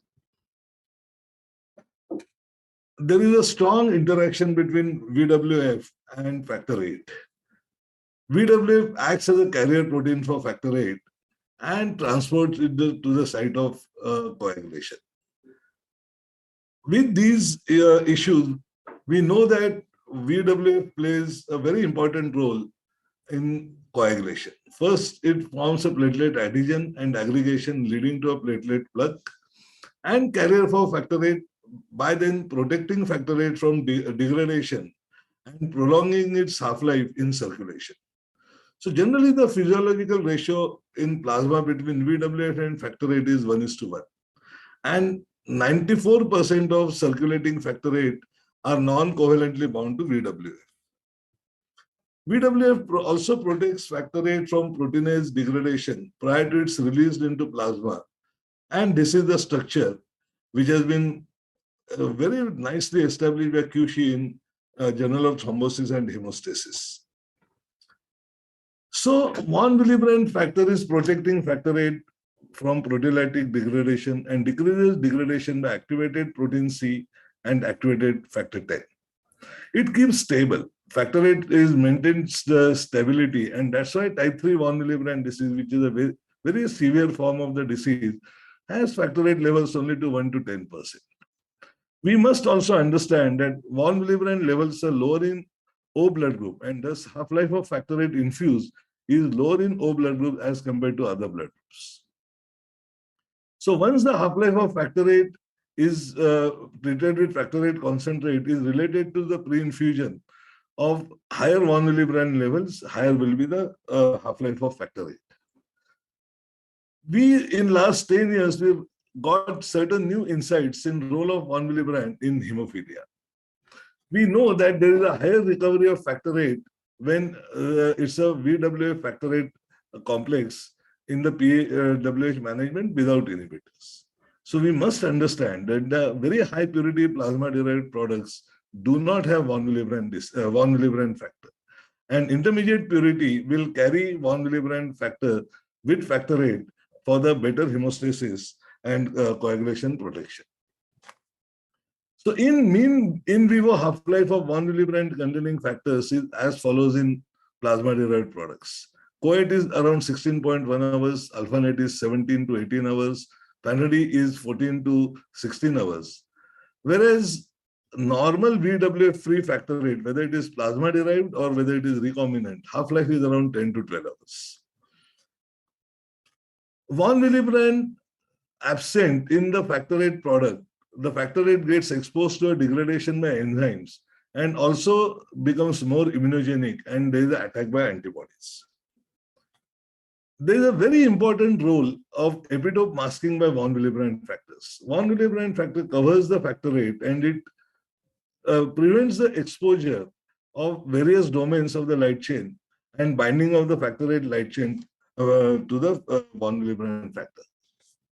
So there is a definite in vivo and in vitro evidence to suggest this statement about VWF and factor VIII complex.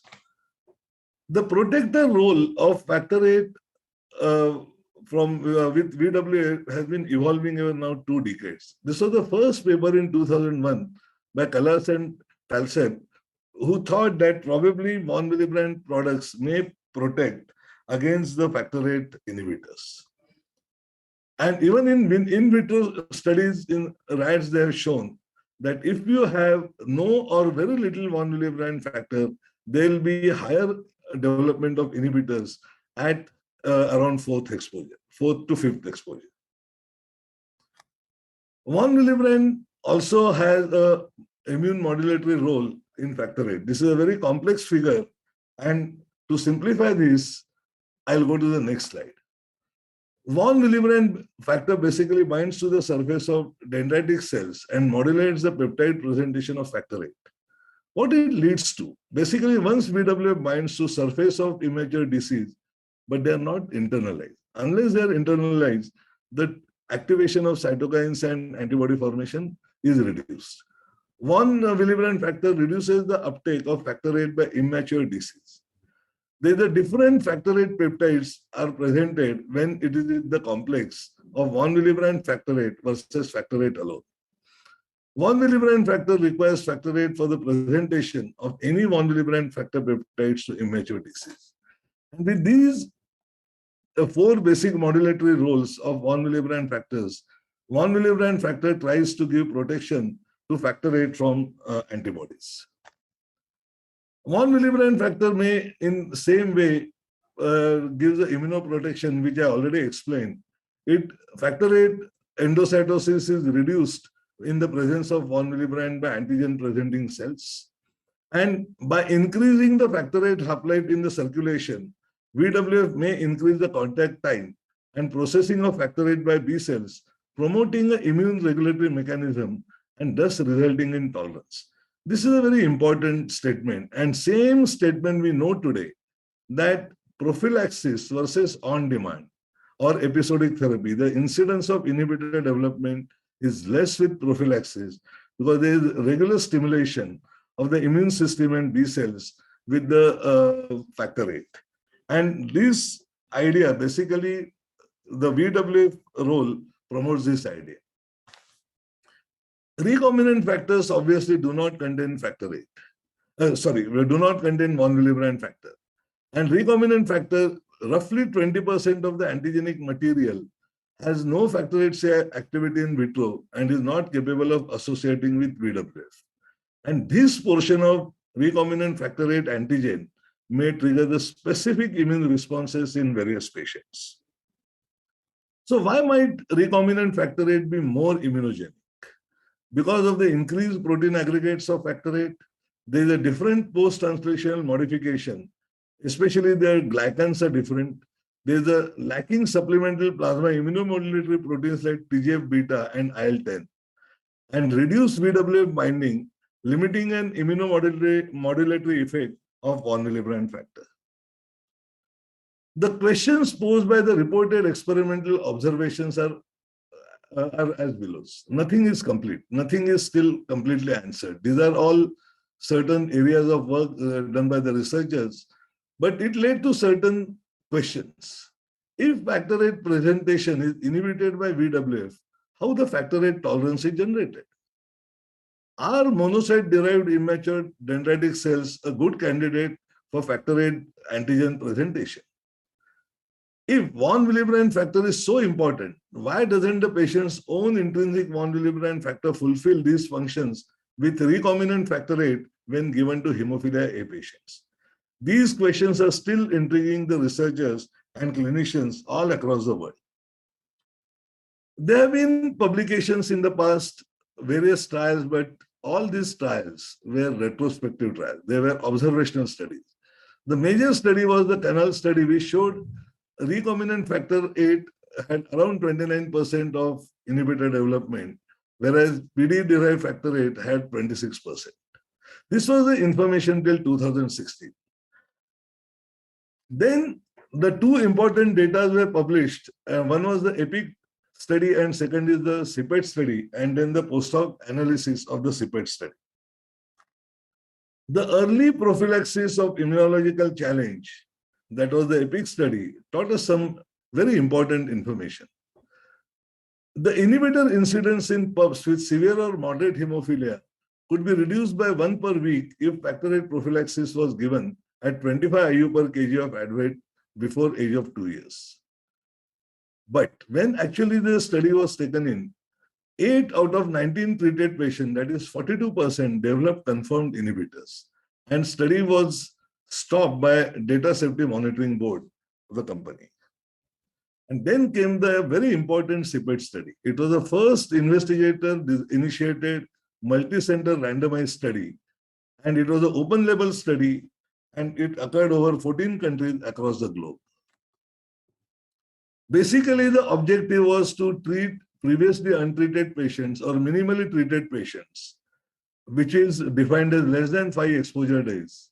And primary outcome was inhibitor titer of more than 0.4 BU, or secondary outcome of high titer inhibitor development. In the CPET study, 10 hospitals participated from the country, and our center was one of the major centers to contribute into this study. In the conclusion, the hazard ratio was 1.87, higher incidence of inhibitor development with recombinant than plasma-derived products, and hazard ratio of 1.69, higher incidence of high titer inhibitors in recombinant products than with PD-derived products. And during the first 5 ADs, recombinant factors had 3 to 4-fold higher risk of inhibitor development than with plasma-derived products. And this study really stunned the world.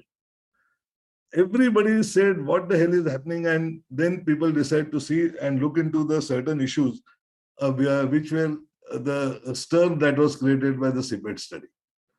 The argument number one was the PWH in recombinant arm in CPET had higher genetics risk that might have caused higher incidence of inhibitor. Because in CPET study, it was a randomization done, 1:1 randomization done between one recombinant product versus plasma-derived product. The genetic profile was not studied before the randomization. When post-hoc analysis of the CPET study was done, and to look at the inhibitor risk depending on the DNA mutations, low genetic risk, that is non-null mutations, when exposed to recombinant factor VIII, had 43% risk of inhibitor development, whereas plasma-derived did not have, it was 0%. This was a very, very important information. Whereas high genetic risk mutation, those are null mutations, recombinant group had around 47% inhibitor for positivity versus PD had around 31%. But still the hazard ratio was more with recombinant factor VIII. Nearly 31% of the patients were of the Asian origin in this study. And the second argument was posed, is there a population difference between Asian and Western countries as far as the inhibitor development goes? But same time, the French cohort also produced the similar data. It was not a randomized trial. It was a practice-based data collection. And the incidence of inhibitor was 12.7% with factor, which is a plasma-derived VWF containing factor VIII, whereas it was 20% with advait and 31.6% with cogenate. The CPET study definitely come out with these, and with the French cohort study, we can summarize that low-risk inhibitors, for patients with low risk, it is better to be treated with factor VIII with plasma-derived. Intermediate patient risk, for patients with high genetic risk profile, should be treated with plasma-derived factor VIII. High-risk inhibitors for the patients treated with recombinant factor VIII, regardless of their genetic risk profile. And this data was published in October 2017 by the same group. There are certain lessons on these from the Western world. We can carry some messages. And these are the opinions from the medical bodies regarding von Willebrand factor containing factor VIII post-CPET analysis. The European Hemophilia Consortium definitely said that use of plasma-derived factor VIII concentrate for the initial 50 days may be important before switching the brand.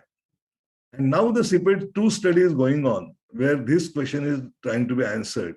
So everybody will receive plasma-derived factor VIII till 50 exposures and then go to the randomization between recombinant versus a plasma-derived product. It may be a sensible option in the countries with limited economic resources where we do not have genetic mutations available on majority of our patients. Try to expose them to plasma-derived von Willebrand containing factor VIII up to 50 exposures and then try to switch over. This is a very important aspect in resource consent areas because the treatment with bypassing agents like Novo7 or FIBA is extremely expensive and it's not routinely available when inhibitor development can. This may be one of the proactive steps that the medical community in our country can take and try to minimize the risk of inhibitor development. This study does not provide any beneficial effect with high purity plasma derived, which I have already mentioned. Similar recommendations were given by MESAC, the US-based advisory council, and their suggestion is also to give exposed pups for 50 exposure with plasma-derived von Willebrand containing factor VIII. And this is the data on WFS statement that makes very clearly that new data from CPET study should be considered in the choice of various risk categories to initiate the therapies. And this is the statement made by World Federation Guidelines published, third edition published in 2020, that World Federation does not differentiate between the two products, whether they are plasma-derived or recombinant. However, exposing pups for 50 exposures to plasma-derived may minimize the risk of inhibitors. One CPET study was published. A lot of communities did an impact survey of inhibitors and the change in practices. And this survey was carried out by Hemophilia Thrombosis Research Society for the various members, and this was the data. There were 2 online questionnaires related to CPET study and PUP management in their various centers. And study period was from December 2016 to August 2018. And this was the data that came out, which was not totally surprising. A lot of people in PUBs switched over to from recombinant products to plasma-derived von Willebrand containing products. Whether that reduced in long run the incidence of inhibitor, that has to be seen. And by early this year, or by late this year or early next year, the data from CPET-2 study will be available. Coming to the role of plasma-derived VWF factor VIII in ITI is very important. The immune tolerance induction is one of the best ways to nullify the inhibitor against factor VIII. It is the only proven strategy, and it has been shown that PD-derived or PD-derived von Willebrand containing factor VIII have a better response rates to ITI.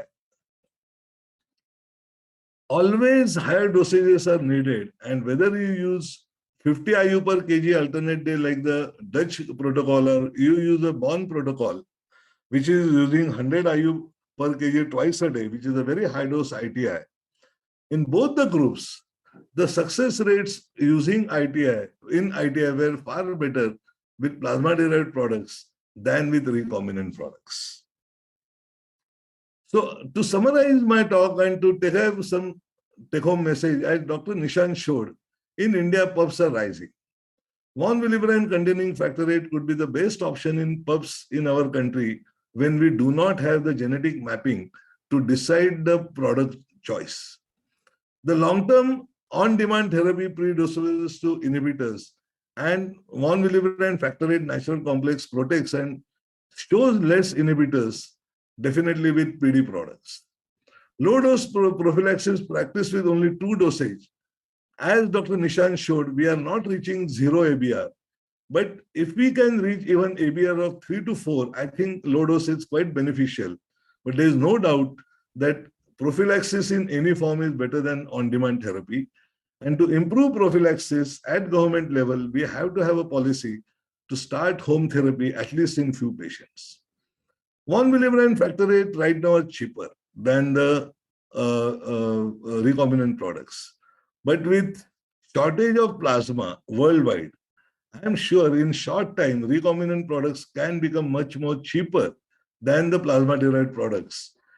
But at the time being, we can use these prophylaxis, especially in pups, and protect them for a better adulthood.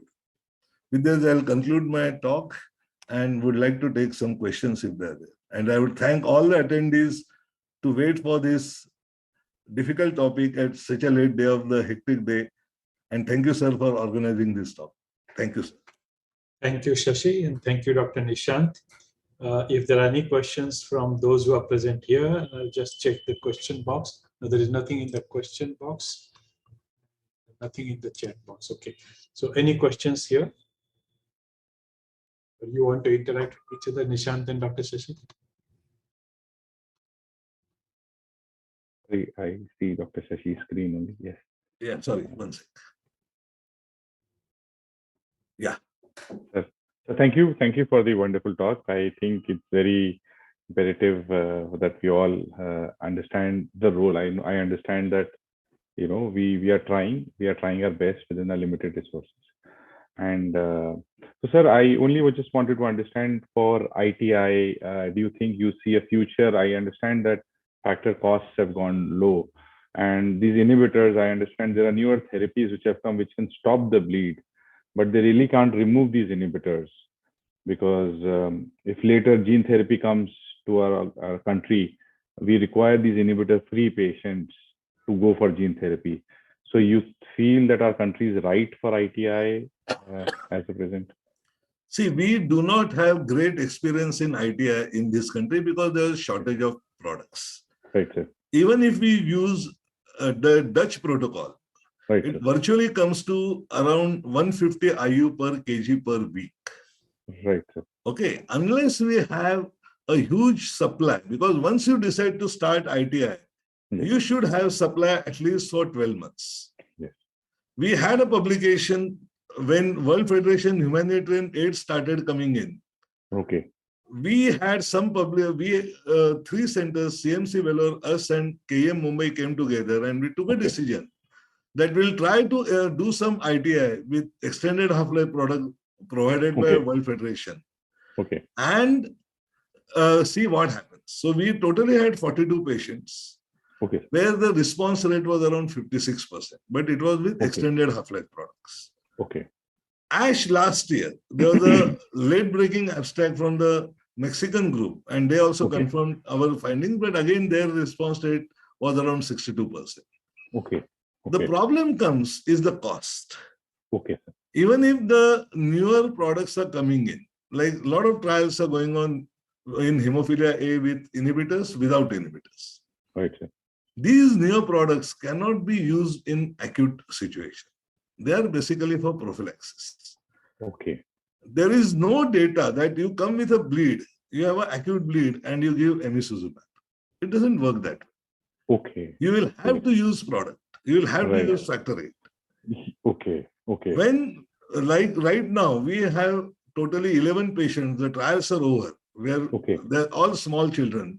Okay. 3 patients are with inhibitor and there are 9 patients without inhibitor. We have put them on low dose emicizumab. Okay. We are not following the protocol derived by the studies. But whenever they came, 2 of the patients without inhibitor came with exposure to bleed and trauma. We had to use factor VIII. Okay. A minor injury may escape. Two, three children had minor injuries. They did not bleed because they were in a steady state of this thing. But with inhibitors, if they come with a major bleed, you may have to use bypassing agents. We had 5 cases. We have sent it for publication. While on emicizumab with products with high titer inhibitors, 5 patients, 2 were major surgeries. And we did not support them with NO7 or FIBA. So that has gone for the publication. Factors for them, sir? No factor was given, no FIBA was given. One was amputation of great toe, 2 were circumcisions, 1 was a bladder tumor removal, and 1 was a polytrauma patient. The polytrauma patient and bladder tumor removal was a very important big cases. But these patients, they were part of the trial that time. They were getting emicizumab on compassionate basis as a post-trial access. The trial was over. So we had very limited NO7, so we took a chance and did that. And now we have a data on 5 patients. We have sent it for publication to Hemophilia. So you must understand, we have to have a backup of the product. Right, sir. So as I understand, if the patient is on emicizumab, has an acute major bleed, he still requires factor support to stop the bleed. The recommendation is that. See, slowly the data will come up without using products, but that is going to take some time. Sir. And these polytrauma patients and the bladder cancers that you operated upon, you could do it under the cover of emicizumab. See, they were on the steady dose of emicizumab. They had unfortunately, we are not able to do quantitative thrombin generation. Right, sir. Because ideal way to monitor these non-factor therapies is quantitative thrombin generation. Right. So because APTT is normal, so we took chances, we explained, we had kept backup of bypassing agents, but these minor surgeries, they went really smoothly. The bladder tumor was a very vascular tumor, and there we needed some PCV support. But again, we did not use bypassing agents for him, because the bleed happened after the surgery was over. And it was, again, endoscopy was done, there was a bleeder, it was ligated and cauterized, and the bleeding stopped. Amazing. But there is no recommendation as such at this stage, because these are new products. Right, sir. See, you must understand, when the surgical protocols came 30, 40 years back, there was a high dose replacement. But today we know the low dose equally works well. Right, sir. Because nobody truly knows what is the hemostatic level of factor 8 and factor 9. We say 100%. We don't know. Even 50% is hemostatic. Right, sir. Right. No, sir, very insightful. Thank you for this, because my subsequent question was that, with the ITI, so what people are also globally trying is they're trying ITI with factor 8. And then if there is breakthrough bleeds, they're managing with Hemlibra. Do you think such protocols can help for a country which can remove inhibitors and have a backup cover of Hemlibra rather than bypassing agents? See, Hemlibra doesn't achieve a steady state in 1 or 2 days. So let us split your comment into 2 ways. Suppose I am doing ITI.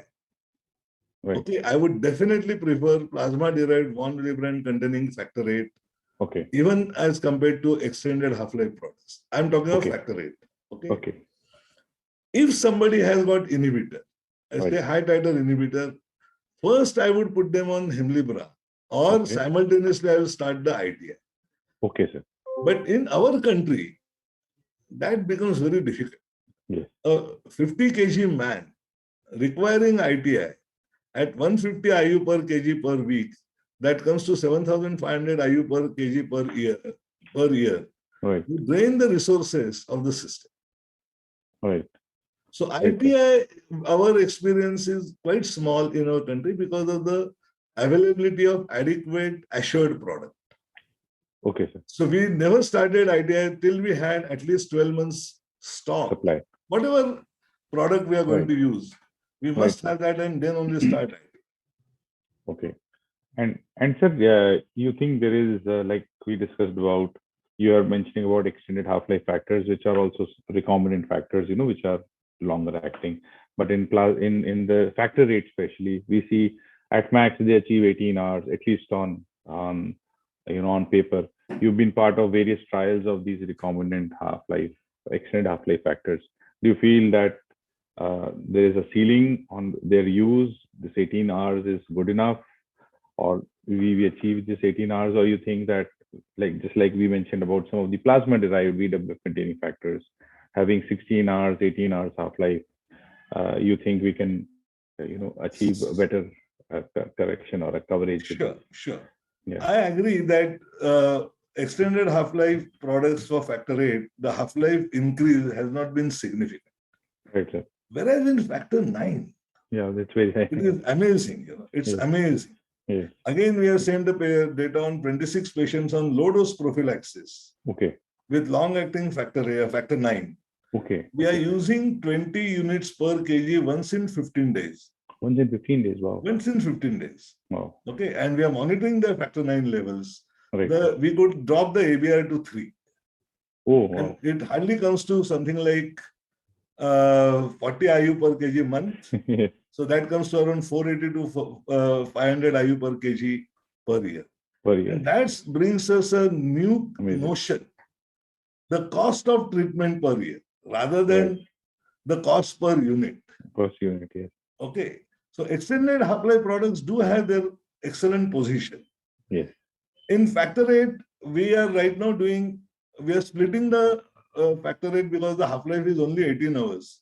Right, sir. We are giving lower dose more frequently. We are using factor VIII to cut down the usage. Okay. We are giving factor VIII extended half-life products every 8 hours. But the dose is reduced. Okay. So for TKR, bilateral TKR, we do simultaneously. We have done now 90 TKRs. That data is published on first 24 patients. Okay. We're roughly using 600 IU per kg per surgery, which is nothing. Right.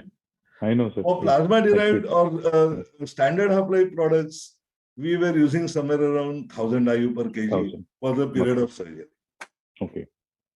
So this is very insightful, sir. I look forward to this data because you have always been at forefront in utilizing these factors in the most innovative manners and with the cost constraints that our country operates in. So, I mean, these are very practical and insights which I'm sure people who are in the call would really be benefited with. And because as I showed, as we have so many options, where to use, where, whom, say first 50 days and like that.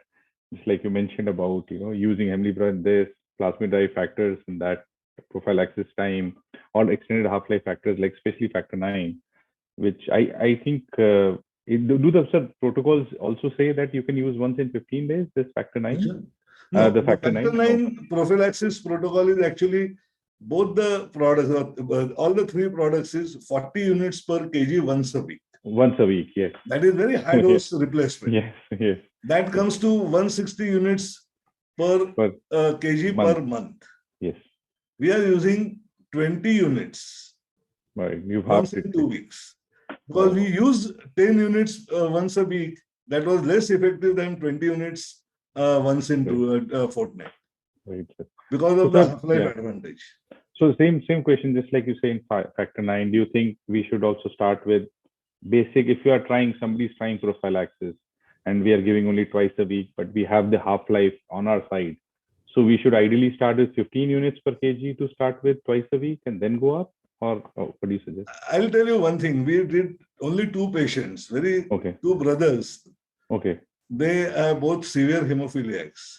Right, sir. We are giving them 2 units per kg per day. 2 units per kg per day. Okay. Okay. That comes to 14 units per kg per week. Right, sir. Right now, the low-dose prophylaxis is around 20 to 25 units per kg per week. Yes. Low-dose prophylaxis. Yes. And we have achieved virtually zero ABR, but it's a daily injection. Okay, sir. Okay. But how do you manage? How do you manage the veins? Because they must be very viable. They are slightly older children. Okay. And generally the intracardian, both the children, in fact, we have put the PICC lines. Okay, sir, PICC lines. Okay, so you could help with that. Okay. And more than a year is over, but only 2 patients. It's not feasible in routine practice. Unless we have a home therapy and we have the vials with 50 IU or 100 IU. Because all the companies are selling vials in 250 IUs, 500 IUs, 1000 IUs. 2,000 IUs. Okay, sir. So majority of the times we have enough patients on prophylaxis now. We share the vial. Okay. So Okay. Friday and Saturday is our prophylaxis days, and Okay. Monday and Tuesday. So they're split into these 2 days, 4 days, and they come. We open one vial at one go. All 4 children will be given factor, because see, we have no choice. Whatever vials we get, we have to use it. Right, sir. Right. No, sir. Very, very innovative, I would say, and I'm sure if the Western side of the world were to get more, from this protocol, I'm sure they'll also be intrigued more and more. So it'll be great, sir, if you can publish this data. Yeah. And And in fact, Must Be Pro study will be published this year, where 6 countries participated: Brazil, Germany, and India. 6 centers. We are collecting the practice data. So we are contributing the lower dose prophylaxis. Germans are using the high dose prophylaxis, and Brazilians are using an intermediate dose prophylaxis. So that was the idea, to prospectively collect data. It's not a randomized study. Amazing, amazing. So I would not take too much of everybody's time. I think, sir, we've really been enriched with your experience and of your innovative uses of these factors, both the old ones as well as the newer ones. So, sir, thank you. Thank you for your time, I would say. Thank you, Dr. Agarwal, for providing us a platform. And I can't thank you enough, because every year it's our pleasure to be in this platform, sir. So thank you, sir. Thank you once again. Thank you, Dr. Nishant. Thank you, sir. Thank you. Thanks, Shashi and Dr. Nisha. Thanks, everybody, for supporting our academics. We had a great 2-hour, 3 major subjects being covered. Tomorrow we have the main conference beginning. So all of those who are listening, 10 o'clock tomorrow morning, we begin with the papers from the researchers, which will go on for the whole day. We've got almost about 40 papers being presented. Wow. Again, evening we'll be back to the seniors presenting in the webinars. So good night. A wonderful. Thank you, sir. Bye-bye. Good night, sir. Thank you. Good night, sir. Bye-bye. Bye. Bye-bye, Bye, Dr. sir. Nishan. Bye, Dr. Abdi. Bye.